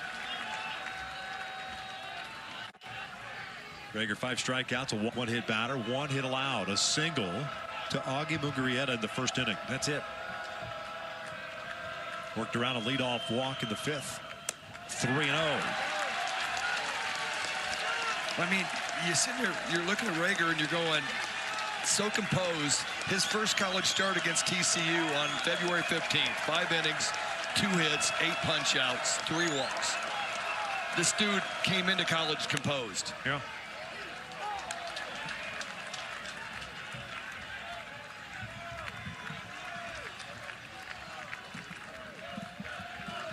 Two-way athlete coming out of Texas.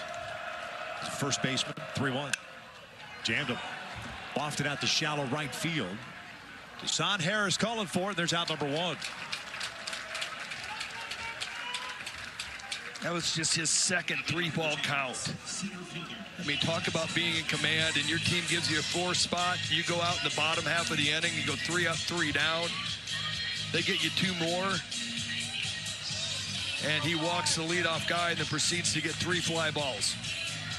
Not too shabby. Rager, a two-way player. Number 1 first baseman in the state of Texas coming out of high school. Number 10 nationally.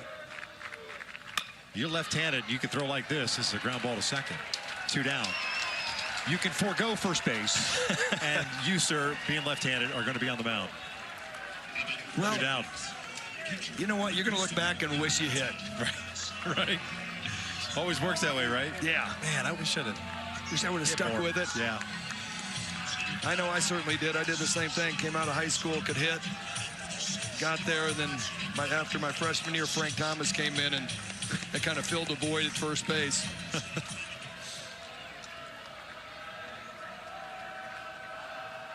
Augie Mugarieta, the catcher, chopping this one to third. Johnson's got it in foul territory.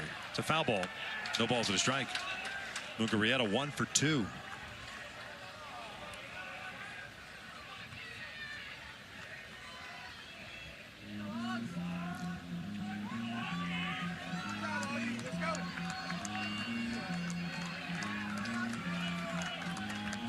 Great crowd on hand.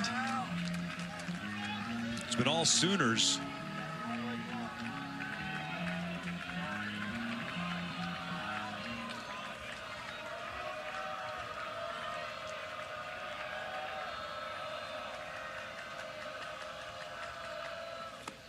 Good off-speed pitch. No balls and 2 strikes.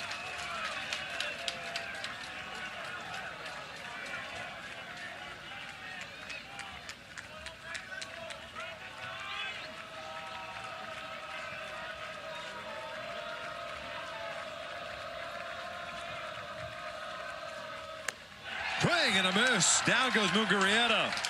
And a 1-2-3 6th inning for the freshman left-hander. Rager staying hot and getting these Jayhawks to sit down. Here's a backdoor breaking ball perfectly located for the K. Here at Hoagland Ballpark in Lawrence, Kansas, Oklahoma with a 7-0 lead. Cord Rager, 6 innings, tying a career high. And he has looked really good. Dominic Vagley struggled. Let's see, 3 earned runs, 4 2/3, but 3 long balls given up. And it is really the unearned runs that came across, the 4 unearned runs in the 4th inning.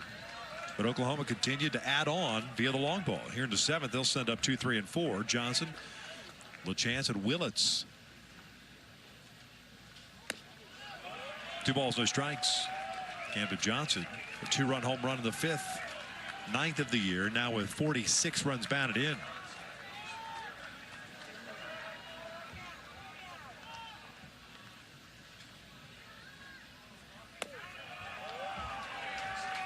(3-0). West has worked an inning and a third. Gave up a single to Brendan Brock and then retired 4 straight. 3-1. Johnson was going to toss the bat. How about the 3-0 cutter?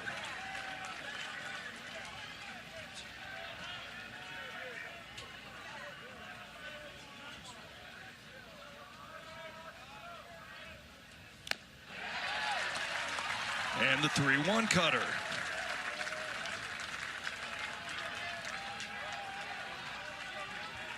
Full count. And West starting his collegiate career at Oklahoma State in 2023. There's a called strike 3. Johnson doesn't like it. There's out number 1. Second strikeout for West. Well, the thing on West, he throws that cutter 73% of the time for a strike, so something I can trust. So misses on that one, but he gets Johnson to chase. This one lands on the inside corner.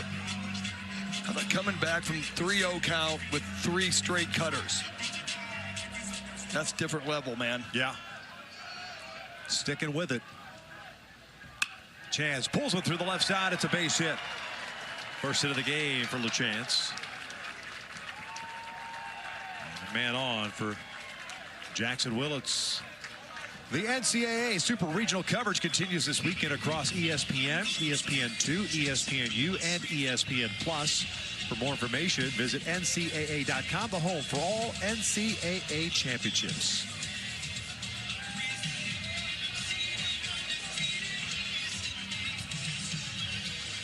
Jackson Willits 1 for 3, singled and scored in the 4th inning.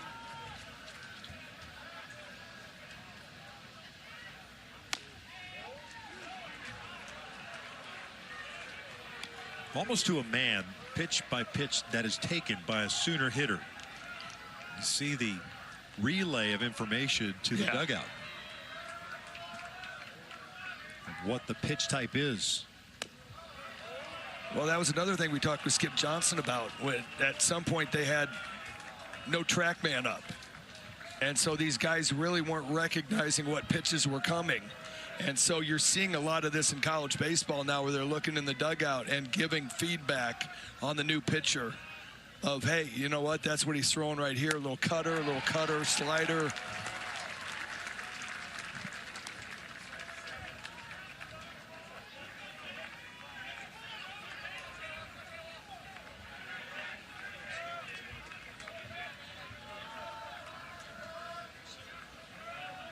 Willits 1 for 3, a single and a run scored in the 4th.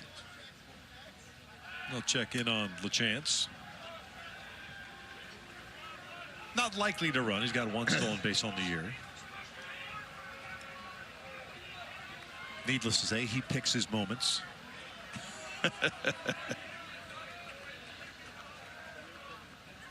2-1. Willits drives one out towards center field. Oh, he's got a good jump on it. 2 down. Well struck. But it's the second out here in the 7th. I mean, just look at LeChance's lead over at first base. He does not have 1 foot out of the dirt circle. So showing me either he's going to do an Albert Pujols where he just starts kind of walking and drifting and then goes, or else he is not a threat at all with that lead. Yeah, Albert Pujols, the original vaulter, if you will, the stolen base category. He would lull you to sleep. Yeah. Yeah. I mean, you're like, I'm not even going to throw over. I know he's not going to run, and then next thing you know, he's just kind of walking, partial way to second base, and he's got a stolen bag, and the catcher doesn't even have a chance to make a throw. 1-0 to Gamble's down low. 2 balls and no strikes. This is where OU has been lethal tonight. In the Atlanta Regional, they hit 250 with 2 outs. Right now, they are 4 for 10, hitting 400. Gamble 2 for 3 with a single and a home run. A 2-0. Way inside. 3 balls and no strikes.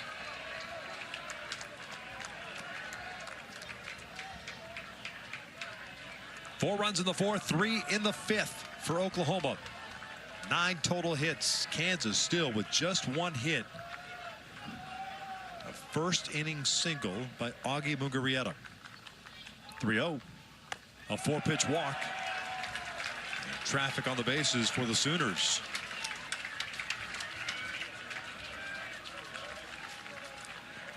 Batting for Oklahoma, left fielder Brendan Brock. 33 pitches for Manning West.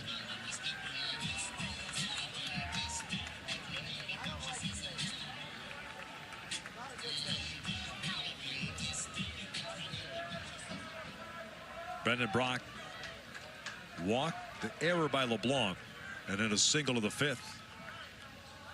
1 for 2. And that's 4 out of the strike zone now for Manning West.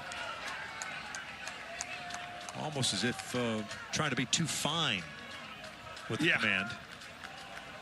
That's what it looks like. He's just kind of nibbling a little bit. Brendan Brock's been really good with runners in scoring position, hitting .315. 2-0. And I love guys that are hit better with runners in scoring position than they do all season.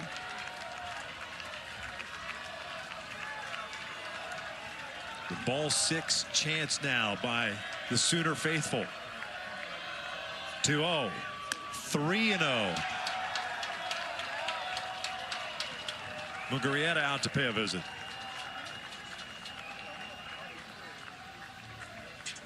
Yeah, this visit's going to come about 1 pitch or 2 pitches after I would have been out there already. Yeah. Front shoulders flying open on Manning West, which is leading everything to end up in the left-handed batter's box. So the front hip comes open, front shoulder goes with it, and I got to pull the pitch. Is that a product of him trying to create more tilt on his pitches on the cutter? Or is it just he's out of sync right now? I think you can just get out of sync. I don't think it necessarily comes with trying to do something. I think you just start leaking a little bit, and then it just becomes a habit. You can't break it unless you start focusing on keeping that hip going down towards home plate a little bit longer. Line to center field. That's a base hit. LeChance is going to come around to score. It's 8-0 Sooners. Another 2-out knock by Oklahoma. Second hit of the game for Brendan Brock. He picks up his 51st run batted in.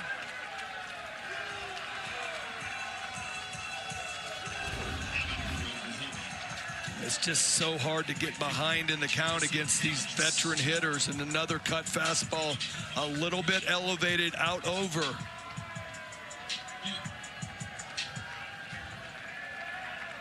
The Sooners love it. Dan Fitzgerald has seen enough. You're down by 7 runs in the 7th inning. You cannot have a 2-out, 4-pitch walk to keep the inning alive. No. You just can't. No, you can't, but I mean, it happens. You know, everybody gets a little bit loose mechanically. It happens, but, you know, you try to fix it quickly, and Manning West just could not get it fixed.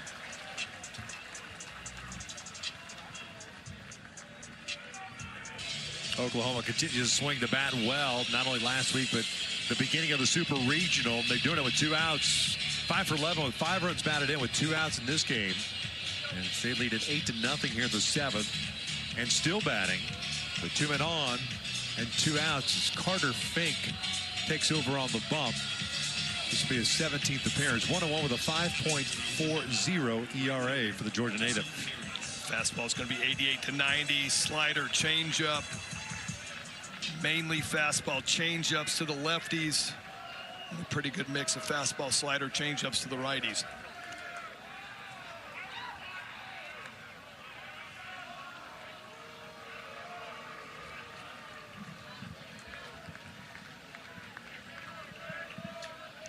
Desan Harris, 1 for 3. A double back in the 2nd inning. Gamble at second, Brock at first.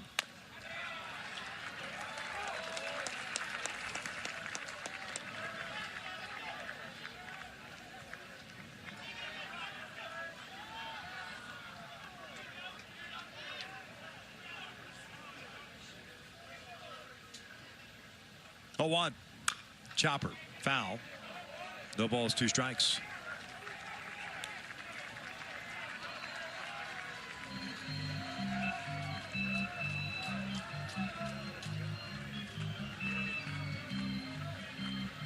Double for Harris back in the 2nd inning, his 8th of the year.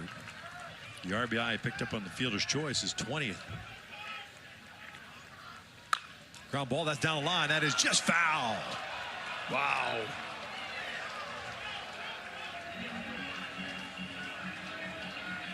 That was hugging the line. It just went wide of the bag.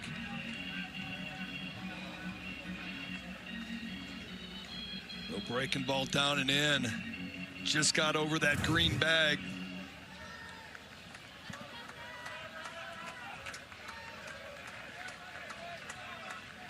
That'd have been a base hit. Scored a run at least.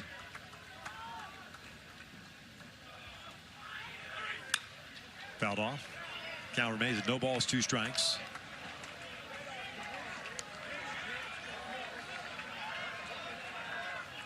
Harris hitting .426 on the year with 2 outs. Putting together a nice little at bat right here, spoiling some good pitches.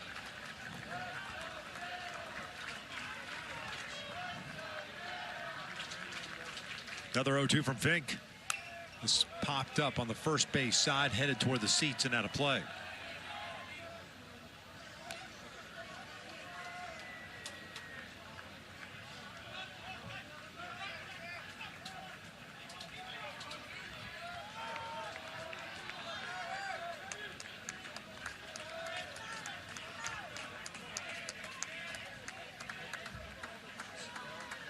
One run in, 8-0. Oklahoma leads it here in the 7th.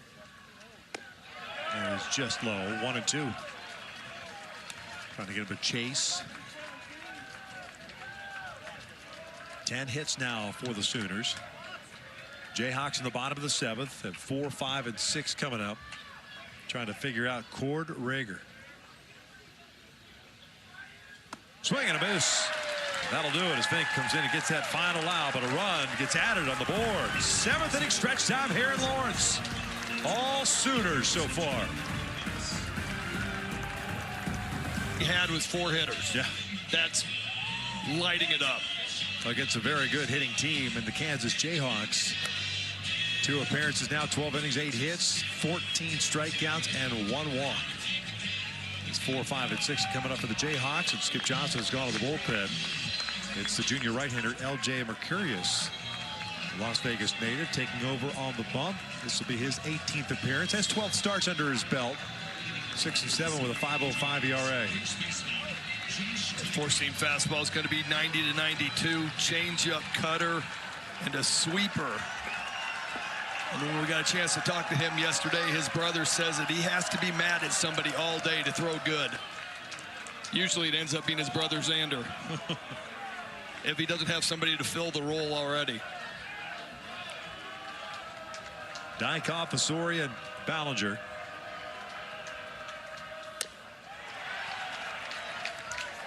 No balls and 2 strikes. 2 saves in the Atlanta Regional. Man.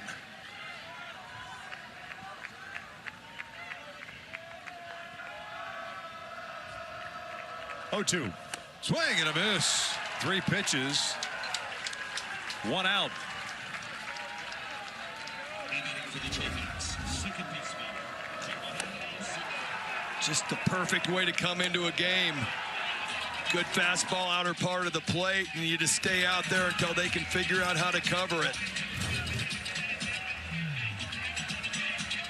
Elder said he was in the bullpen at Georgia Tech. Getting ready to throw his warm-up pitch, start to get loose in that 10th inning. When he heard the bang off of Taki's bat, he said he was jumping over the wall before that pitch. His first pitch ever got to the catcher. He knew that ball was gone. 0-1 count on Osorio, the second baseman. Twice has popped out to Taki. That's on the corner. 0-2.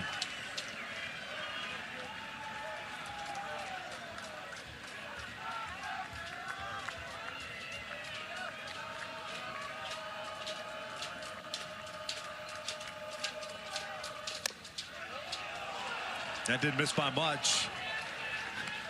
1 ball, 2 strikes. That's a guy who's feeling it right here. He just steps up with the fastball and is like, all right, you know what? Let's go man on man, best on best. Went off speed there. Evens the count at 2 balls and 2 strikes. Soria had a great season last year. Second team, all Big 12. A lot of expectations this year, never really materialized up until the last couple of weeks. Line to second, but right to Kyle Branch, who was positioned perfectly. 2 outs. The UFL playoffs are here. DC Defenders take on the Orlando Storm this Sunday at 3 p.m. Eastern. Watch it on ABC and stream the game live on the ESPN app.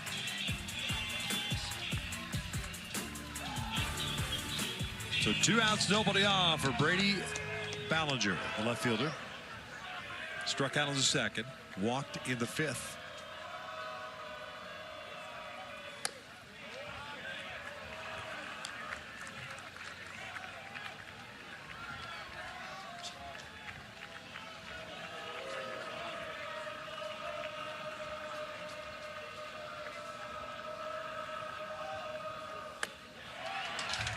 One. Another record-setting crowd tonight here. 4,415 in attendance at Hogan Ballpark. Game 1 of this best-of-3 series.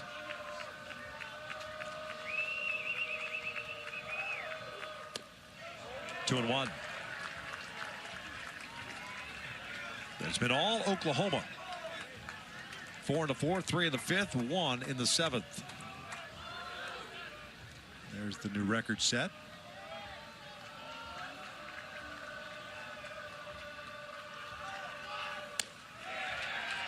Two and 2. Firm fastball at 96.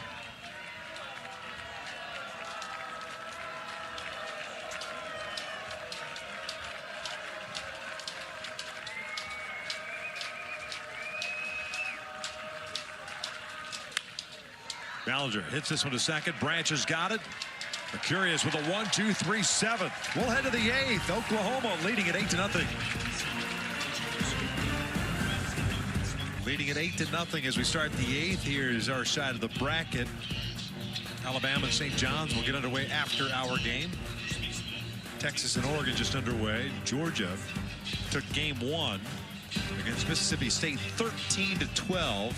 10 home runs hit at UGA today. The trees have been properly fed. They have been fed. 8-9-1, Taki, Branch, and Walk. There was a meme going around, and I showed it to you, where somebody got hit on the elbow with the elbow Yeah. guard. The ball went out over the scoreboard.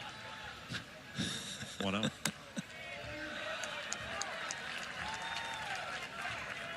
Launching pad, would that be fair to say? That would be fair to say. Yeah. Taki a 3-run home run in the 4th.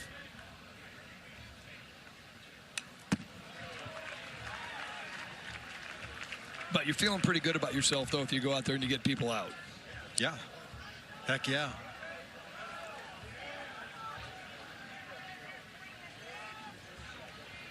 That was a game in which Mississippi State jumped ahead 6-0 in the 2nd inning. But no lead is safe there. A little tapper foul. Count remains at a ball and 2 strikes.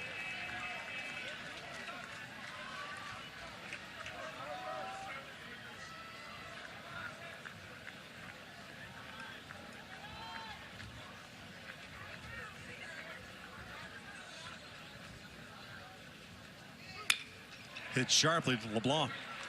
Playing in the shift. 1 down. I'm going to give you 2 guys, 2 names that come to mind when I see Taki swinging the bat. All right. First of all, physically and even facially reminds me of Sean Casey.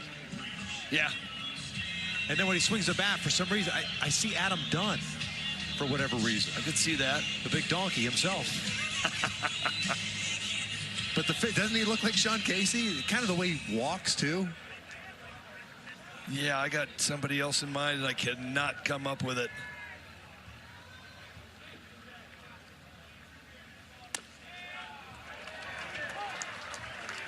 Kyle Branch takes a strike.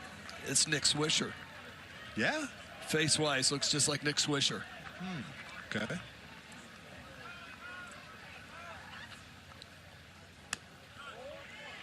I think I like my suggestion a little bit better. But okay. I'm appreciative of you chiming in. Well, I figure I could participate a little bit, you know. 100%. It's your show, man. It's your show. I'm Maryland driving the bus. That's it. 2 balls and a strike on Branch. Kyle's brother, Colby, by the way, 1 for 4 in that UGA win today. Kyle 0 for 3. A couple of ground outs and a fly ball to left. 3-1.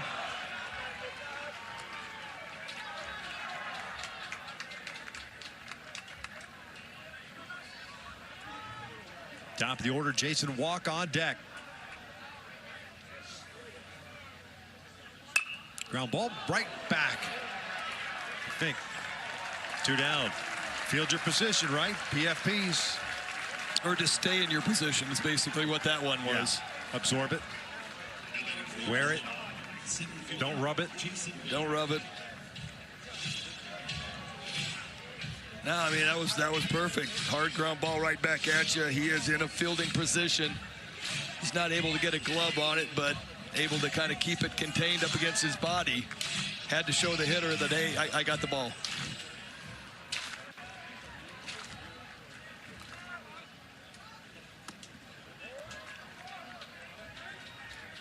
Walk 1 for 4, doubled and scored in the 5th. The other 3 plate appearances have resulted in a strikeout. Chopper back toward the middle. It's going to be a tough play for Osorio. Gets rid of it quickly, and it pulls Dykoff off the base. That'll go as an infield base hit.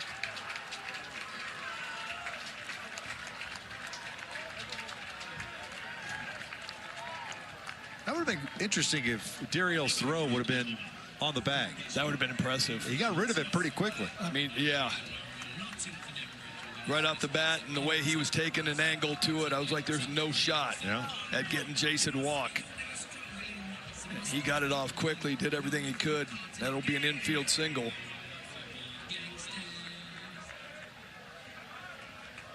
Keeps the inning alive for Camden Johnson.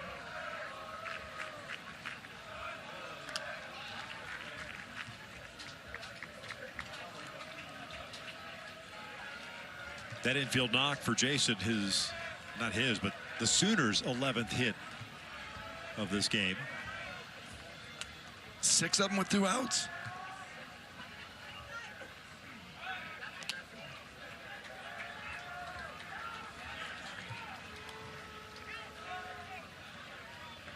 Sooners have stranded 5 base runners. KU have left 3 on base.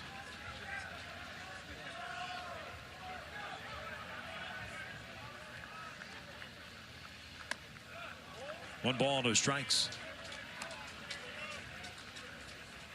Kansas has not had a man get to second base. And actually occupy a second base or a third base. Because they did have a guy get to second, but got thrown out at third on the single. By Yeah, somebody actually touched second base. Yeah, he physically touched second base. Visit to the mound here. 1-0 count. And what could have been, just going back and replaying that for Kansas, and you know, you got to have a short memory in a short series. You just got to put it past you. But that ground ball to Tyson LeBlanc, usually fairly sure-handed, with runners at first and second. The ball that Brendan Brock hit, the fourth, that at the very least would have had the lead runner at second base, even if you don't turn a double play. But now you got 2 outs. Changes the dynamic of the, perhaps, of the inning. Well, now you got first and third, 2 outs, and the next guy ground ball to second base, inning's over. Yep. Instead, ground ball to second base, scores a run, not able to get the double play, and then Taki comes up after that.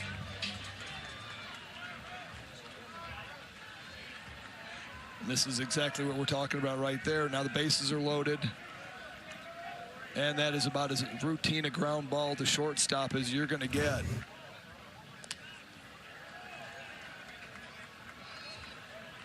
I know infielders in today's game are taught to play the one hand and go get it. But I thought that ball was hit hard enough where you didn't have to go get it. No. I don't think that he needed to attack it, no.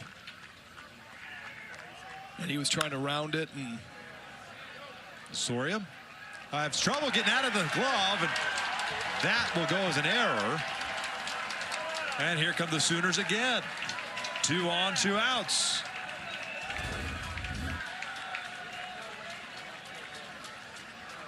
I mean, he just can't get the ball out of his glove. He knows he's got to be quick with it. Great job by Jason Walk to get to second base in front of him in a hurry and take away that quick, easy force out at second base. Camden Johnson flying down the line. Second error of the game for Kansas. So Soria is 6th of the year.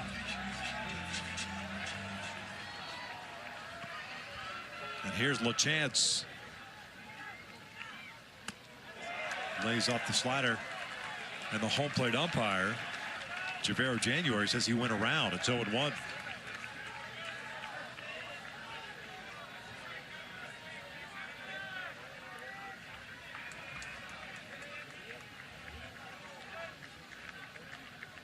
Good speed on the bases for the Sooners. Foul back. No balls, 2 strikes. Walk at second and Johnson at first.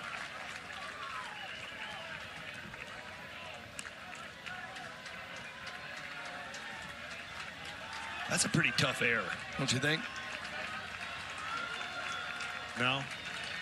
I think that's a well-deserved error. All right. That's a routine.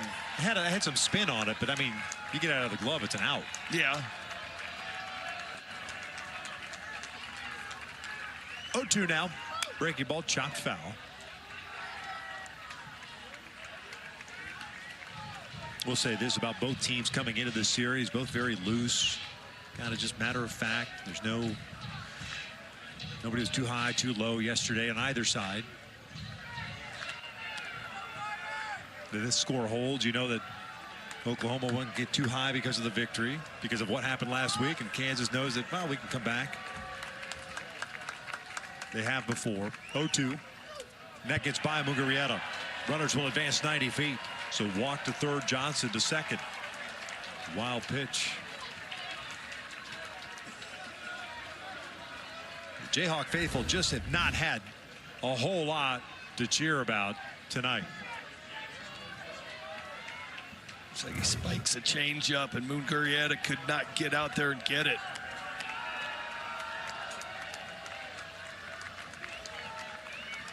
Just feeling like, man, you know what? If you got any chance whatsoever, you got to get this guy out. Here's the 1-2. Lays off the breaking ball. 2 balls, 2 strikes. And he has seen a heavy dose of off speed all night.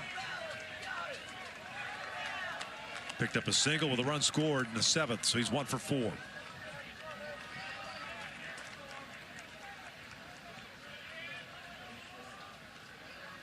Two. Tap a foul. Yeah, there you go, another changeup. So it's been slider, changeup this whole at bat.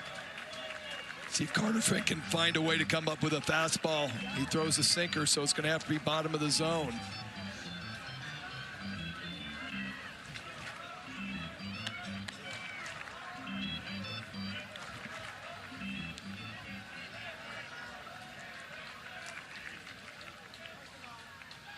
This will be the 28th pitch for Fink. A little chopper towards short. LeBlanc's got a charge on it. A little bit of high throw. The tag is applied, and the 3rd out is recorded. No runs come across for the Sooners. We'll head to the bottom of the 8th inning. The Jayhawks down to the last 6 out, trailing at 8-0. As we start here at the bottom of the 8th inning, Oklahoma up 8-0. US sits in a super regional game. Well, there you have it.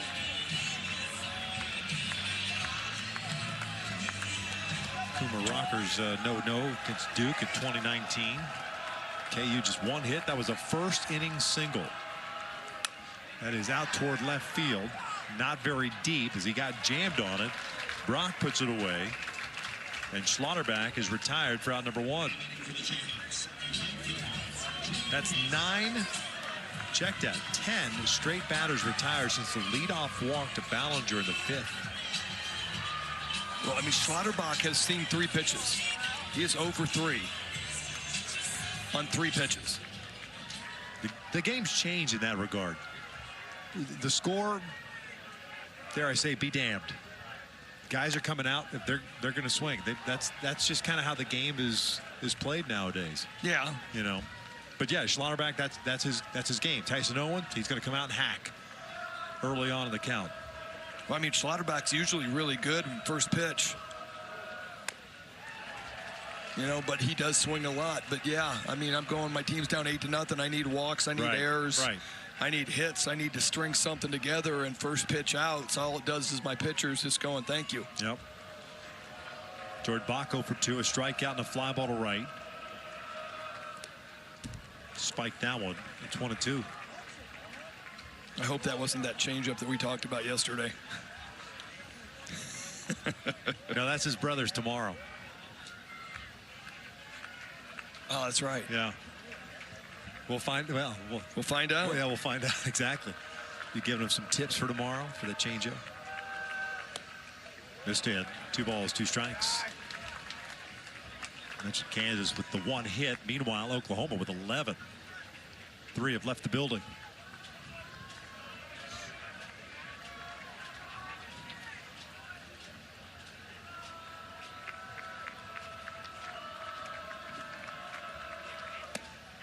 Full count.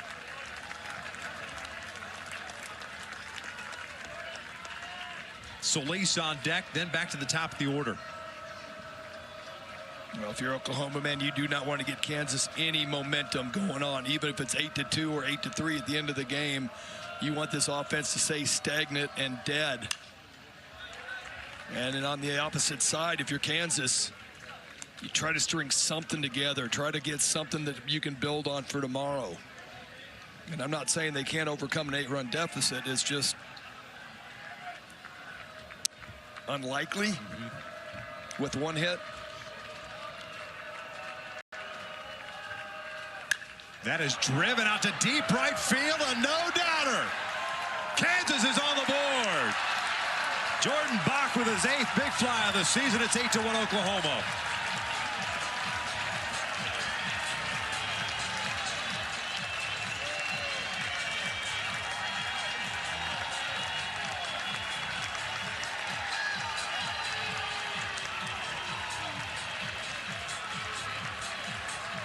.103 off the bat, distance of 410.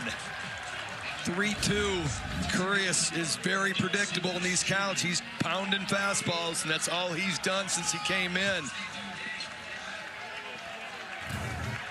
Jordan Bach just hammers it.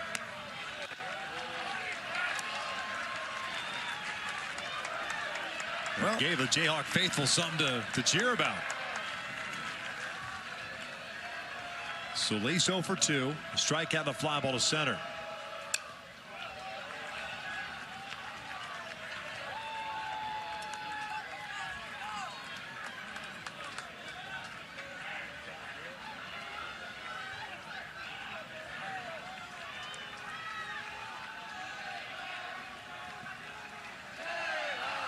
One. A little bit high. 2 balls and a strike.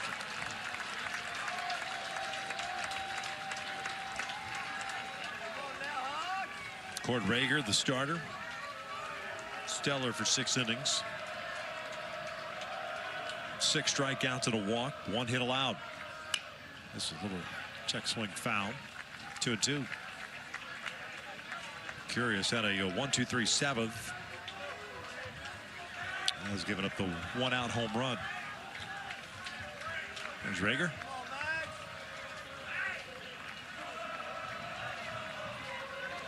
Oklahoma will go back to the freshman, another freshman, tomorrow night. 2-2.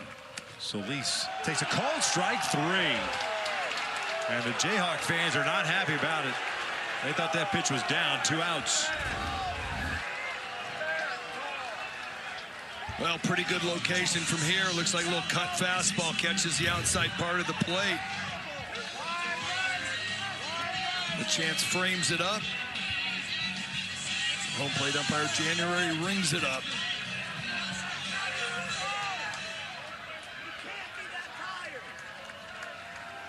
Tyson LeBlanc, the shortstop. Quiet night so far, 0 for 3. Takes the fastball for a strike.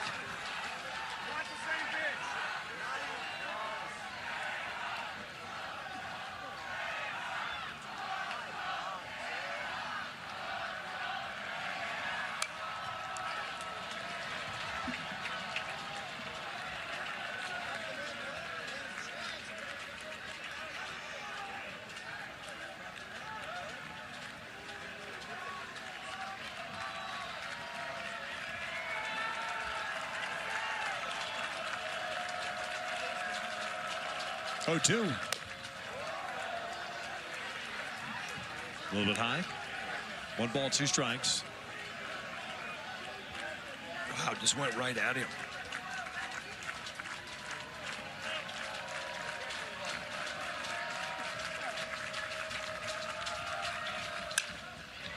And on the hands, lofted out toward right center field. Walk. The center fielder calling everybody off. Makes the catch out in shallow right. Kansas gets on the board, courtesy of the Jordan Bach home run, his 8th of the year. We'll head to the 9th inning. Oklahoma leading it 8-1. At Auburn earlier tonight. Here it is 8-1. Top of the 9th inning. Cannon Carr, the senior right-hander from Poplar Bluff, Missouri, on in relief. 23rd appearance, 3-2 on the year, the 4.7 ERA, 44 innings. Fastball 92-95, slider, curveball, changeup.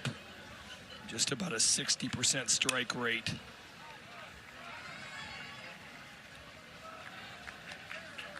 Carr takes over for Carter Fink, who went an inning and a third. 1 strikeout. Here it's Willits, Gamble, Brock for Oklahoma. Looking to add insurance here in the 9th. Jackson Willits, a shortstop, 1 for 4, singled and scored in the 4-run 4th inning.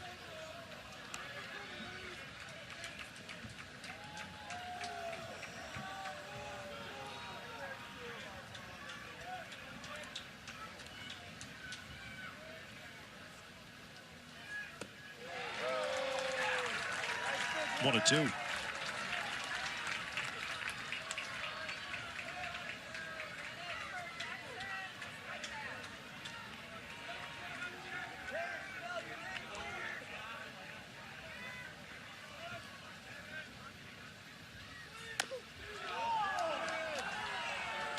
Two balls, 2 strikes. Didn't miss by much. Think that miss up or away? I'm going to say away. Away. I'm throwing that big, nice 12-6 hook that he just showed.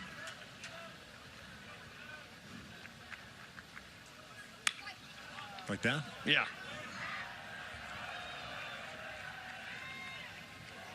Yours wasn't too bad. Thank you. Yeah. That was pretty filthy. I like listening to you and Skip Johnson talking about teaching the breaking ball and how he was using for a long time, something that you talked about. Yeah.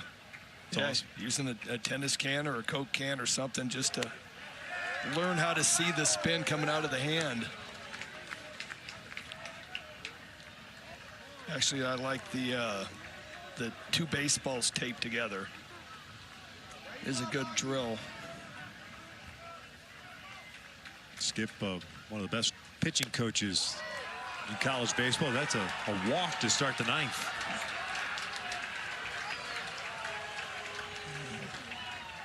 A bunch of pretty close. But the zone has been pretty solid. I don't think I have any complaints with it. You? No. He's been consistent on both sides.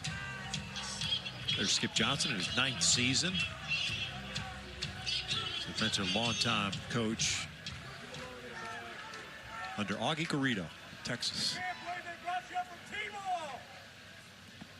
Breaking ball in the dirt. Well, the last thing Carr wants to do is start flirting with base runners and traffic. Here in the 9th inning, down by 7. Now your offense finally just got on the board. You want to get back up there, get your guys back in the dugout and give them another shot.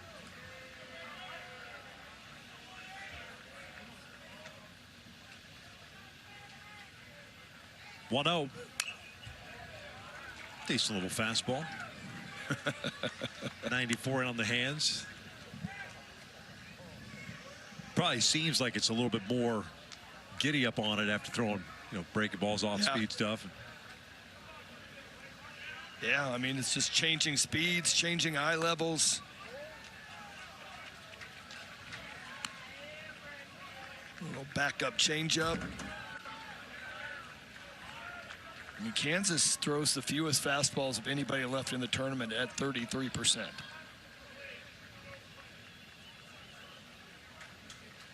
Yeah, they are by definition a team that pitches or likes to pitch backwards. Yeah. Another 3-ball count. This one 3-1.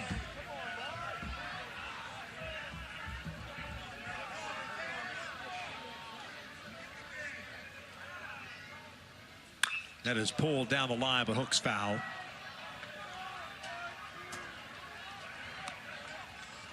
Gamble a 2-hit game. On board 3 times. Single, home run, and a walk. 2 for 3 overall.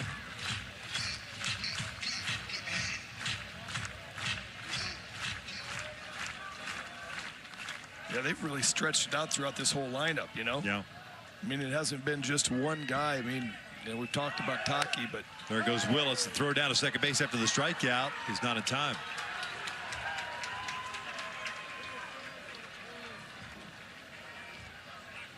Kind of a slow developing tag by Schlotterbeck at second base.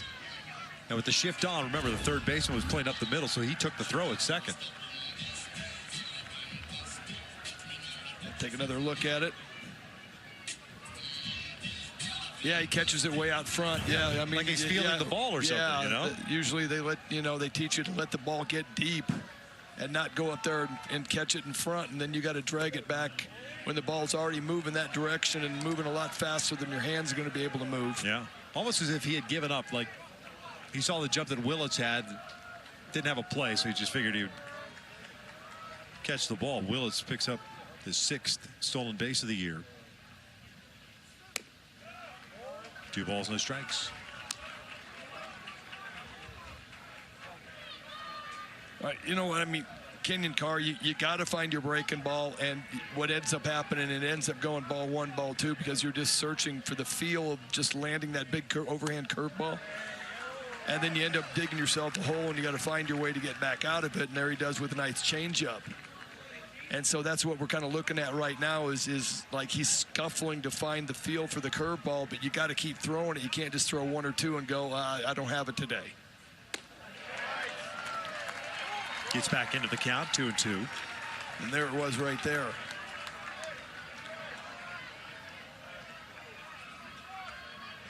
Brendan Brock is 2 for 3, a couple of singles and a walk. 2-2. Chopper towards short, toward the hole. Backhand, no, off the glove of LeBlanc. It was going to be a tough play anyway.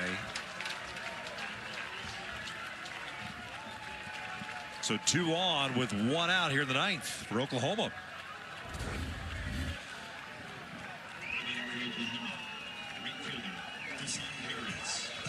I'm just wondering if he's thinking he's got a shot to go to third base and he's getting ready to make that move, but he just doesn't pick up the ball. It just, you know, it's just been a rough day. Second error on the day for him. And we've already talked about the 4 unearned runs that came about just because of him unable to get what would have been a fairly hard double play, but he didn't even get 1 out. Here's Deshaun Harris, 1 for 4, doubled back in the 2nd inning. 3 errors in this game for Kansas.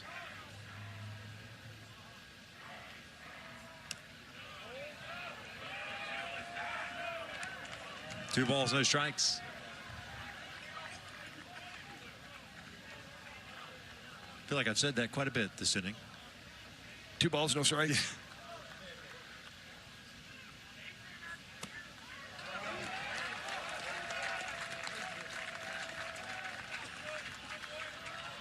Yeah, to your point on the LeBlanc and bobbling that baseball, I wonder how much that, because Willett started to go then stopped.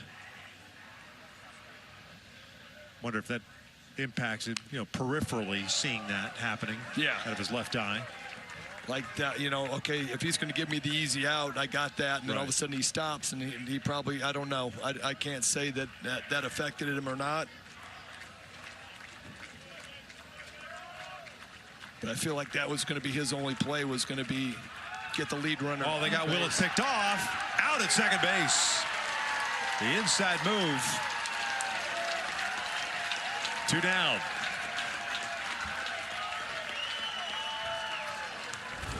And sold very well by Carr, by the way. Yeah, that's just a classic inside move. They're going to challenge this.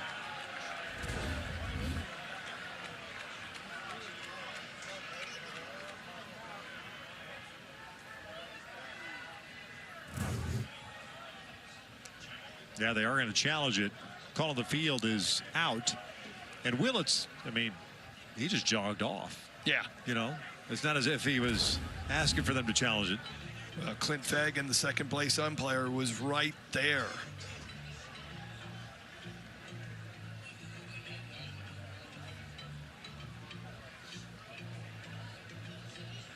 Sure does look like that oven mitt gets on top of the bag before the tag, though.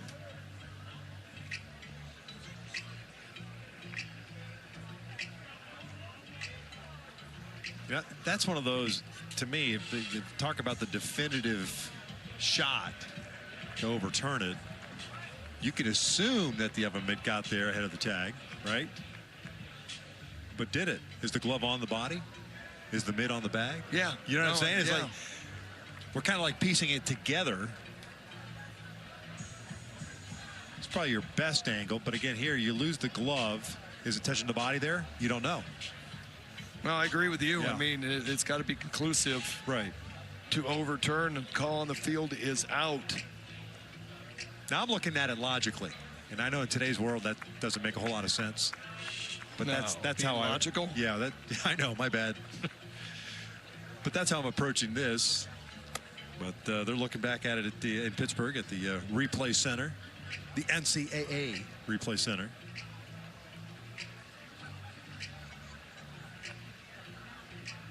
I don't know. I mean, he looks safe. I don't disagree with you that he looks safe, but again, is there something conclusive that you see that says that glove is on the body before that hand is? Multiple angles. And I think it's not conclusive. My opinion, but that doesn't mean a whole lot.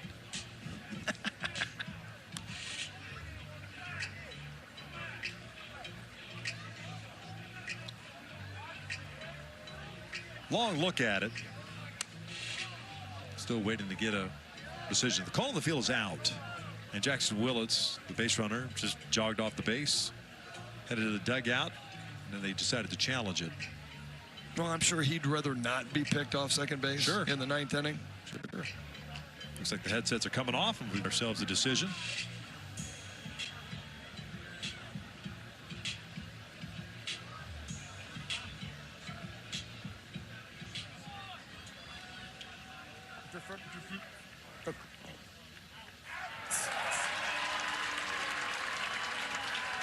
Call stands. As I understand it, call stands is just basically saying there was not enough evidence to overturn it, right? Nothing Otherwise, it would have been definitive, confirmed. So 2 outs and a man at first. 2 balls, 2 strikes. Deshaun Harris. Brock over at first. Ground ball. Dykoff knocks it down. Will take it himself. We head to the bottom of the 9th, and Lawrence.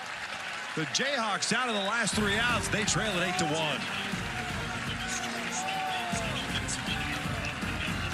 You know, 79% of Game 1 winners advancing to the College World Series. Last season, 6 of 8. And Oklahoma trying to take Game 1 as they lead it 8-1 here in the bottom of the 9th inning. The Jayhawks have 2, 3, and 4 due up. Owens, Mugarieta, and Dykoff.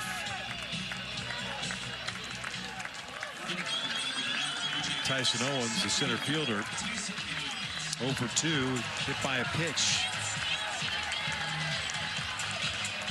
L.J. Mercurius trying to close it out for the Sooners. He gave up the 1-out home run to Jordan Bach. As Kansas has had just 2 hits in this game. Owens takes a strike on the inside part of the plate.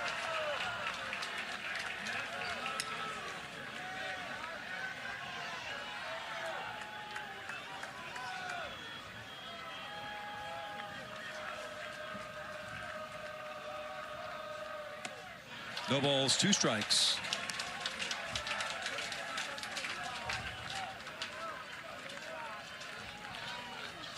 And Owens is sitting on the bench watching Mercurius come in, and it's been all fastballs, and he comes up and change up. It's not fair. It's like, that ain't right. What are we doing? The first pitch was a front door changeup, started his hip, came back and caught the front inside corner. 1-2. Upstairs, 2 balls, 2 strikes. Man, there just hasn't been a glimmer of hope for Kansas at all today. Like, there hasn't been an opening, or they haven't been able to thread the needle. Credit to Oklahoma. 2-2, missed inside, so we've gone from 0-2 to 3-2. The 2 hits for the Jayhawks, a single in the first, the home run in the 8th.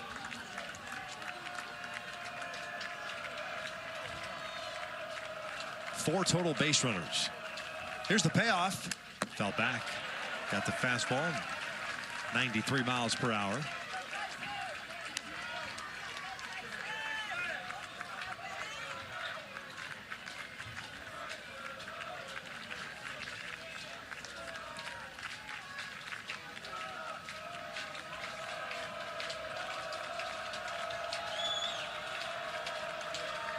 Try it again, another payoff. And that is lined out to center field. That'll get down for a base hit. A leadoff single to start the bottom of the 9th.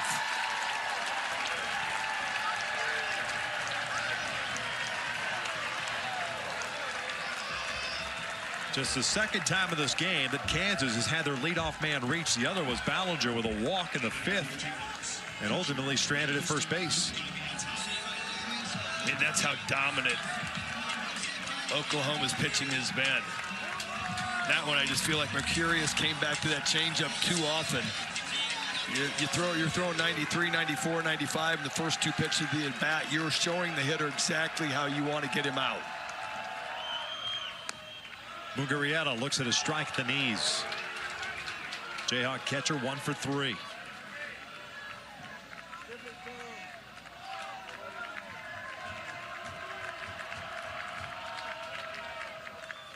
Ground ball toward short. That is through for a base hit. So the first two have reached for Kansas here in the 9th inning. And it is the first time tonight that the Jayhawks have had a man get to second base. Just a little spark, a little something to get this crowd into it, to get this offense involved. I mean, it's going to be tough sledding to come back from an 8-1 deficit, but perfect start right here. You're just trying to build something positive moving into tomorrow. Like, hey, all right, we got the bats rolling.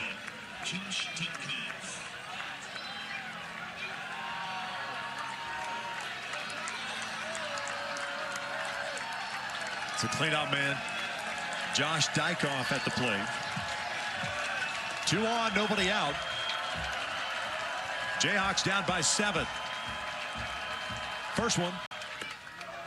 In the first strike. 93-mile-per-hour fastball.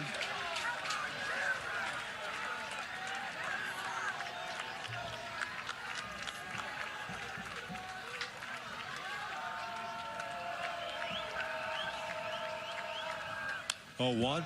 Good hack.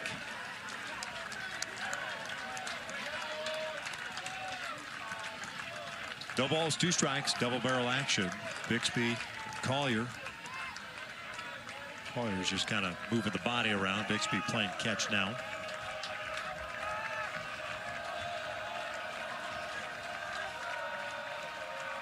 Oh, 2.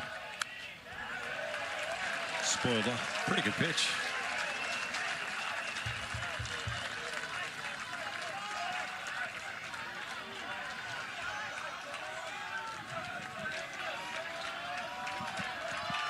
.16 home runs on the season for Dykoff. Osorio on deck. Back-to-back singles to start the ninth. The swing and a miss. Got him on the off-speed pitch. 1 down. A tough night for Josh Dykoff. 4 strikeouts.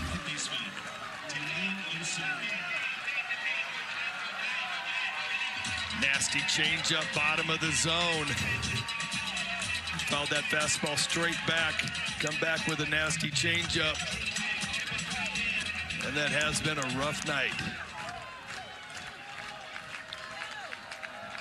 Diriel Osorio. Ground ball toward third. Johnson to the backhand, goes to second base. 1 hop throw. They got the lead runner. 2 down. For the Jayhawks down to the last out. How about that play at third base?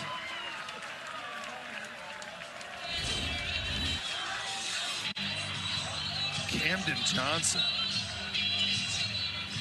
plays the ball back a little bit, spikes the throw on purpose to get there a little bit quicker, knowing that he can control that ball.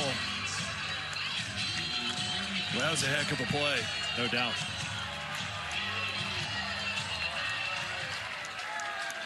Osorio went to second base on indifference. So runners at second and third. Curious steps off, so 1 disengagement. Ballinger the batter. 0 for 2 with a walk.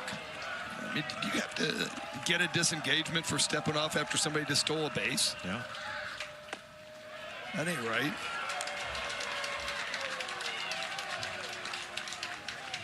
No balls and a strike.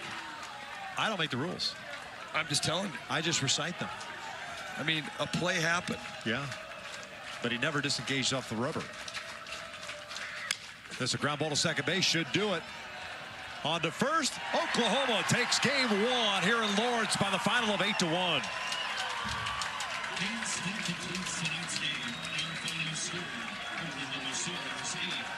And Oklahoma was really good. And that man right there, Rager, was special today. Had an unbelievable outing, and the offense taking advantage of the errors from Kansas.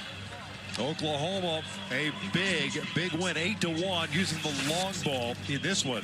3 home runs as they take the opener of this 3-game set. For Greg Olson and our entire crew, I'm Victor Rojas saying good night from Lawrence. Let's go down to Tuscaloosa. My man, Dave Neal.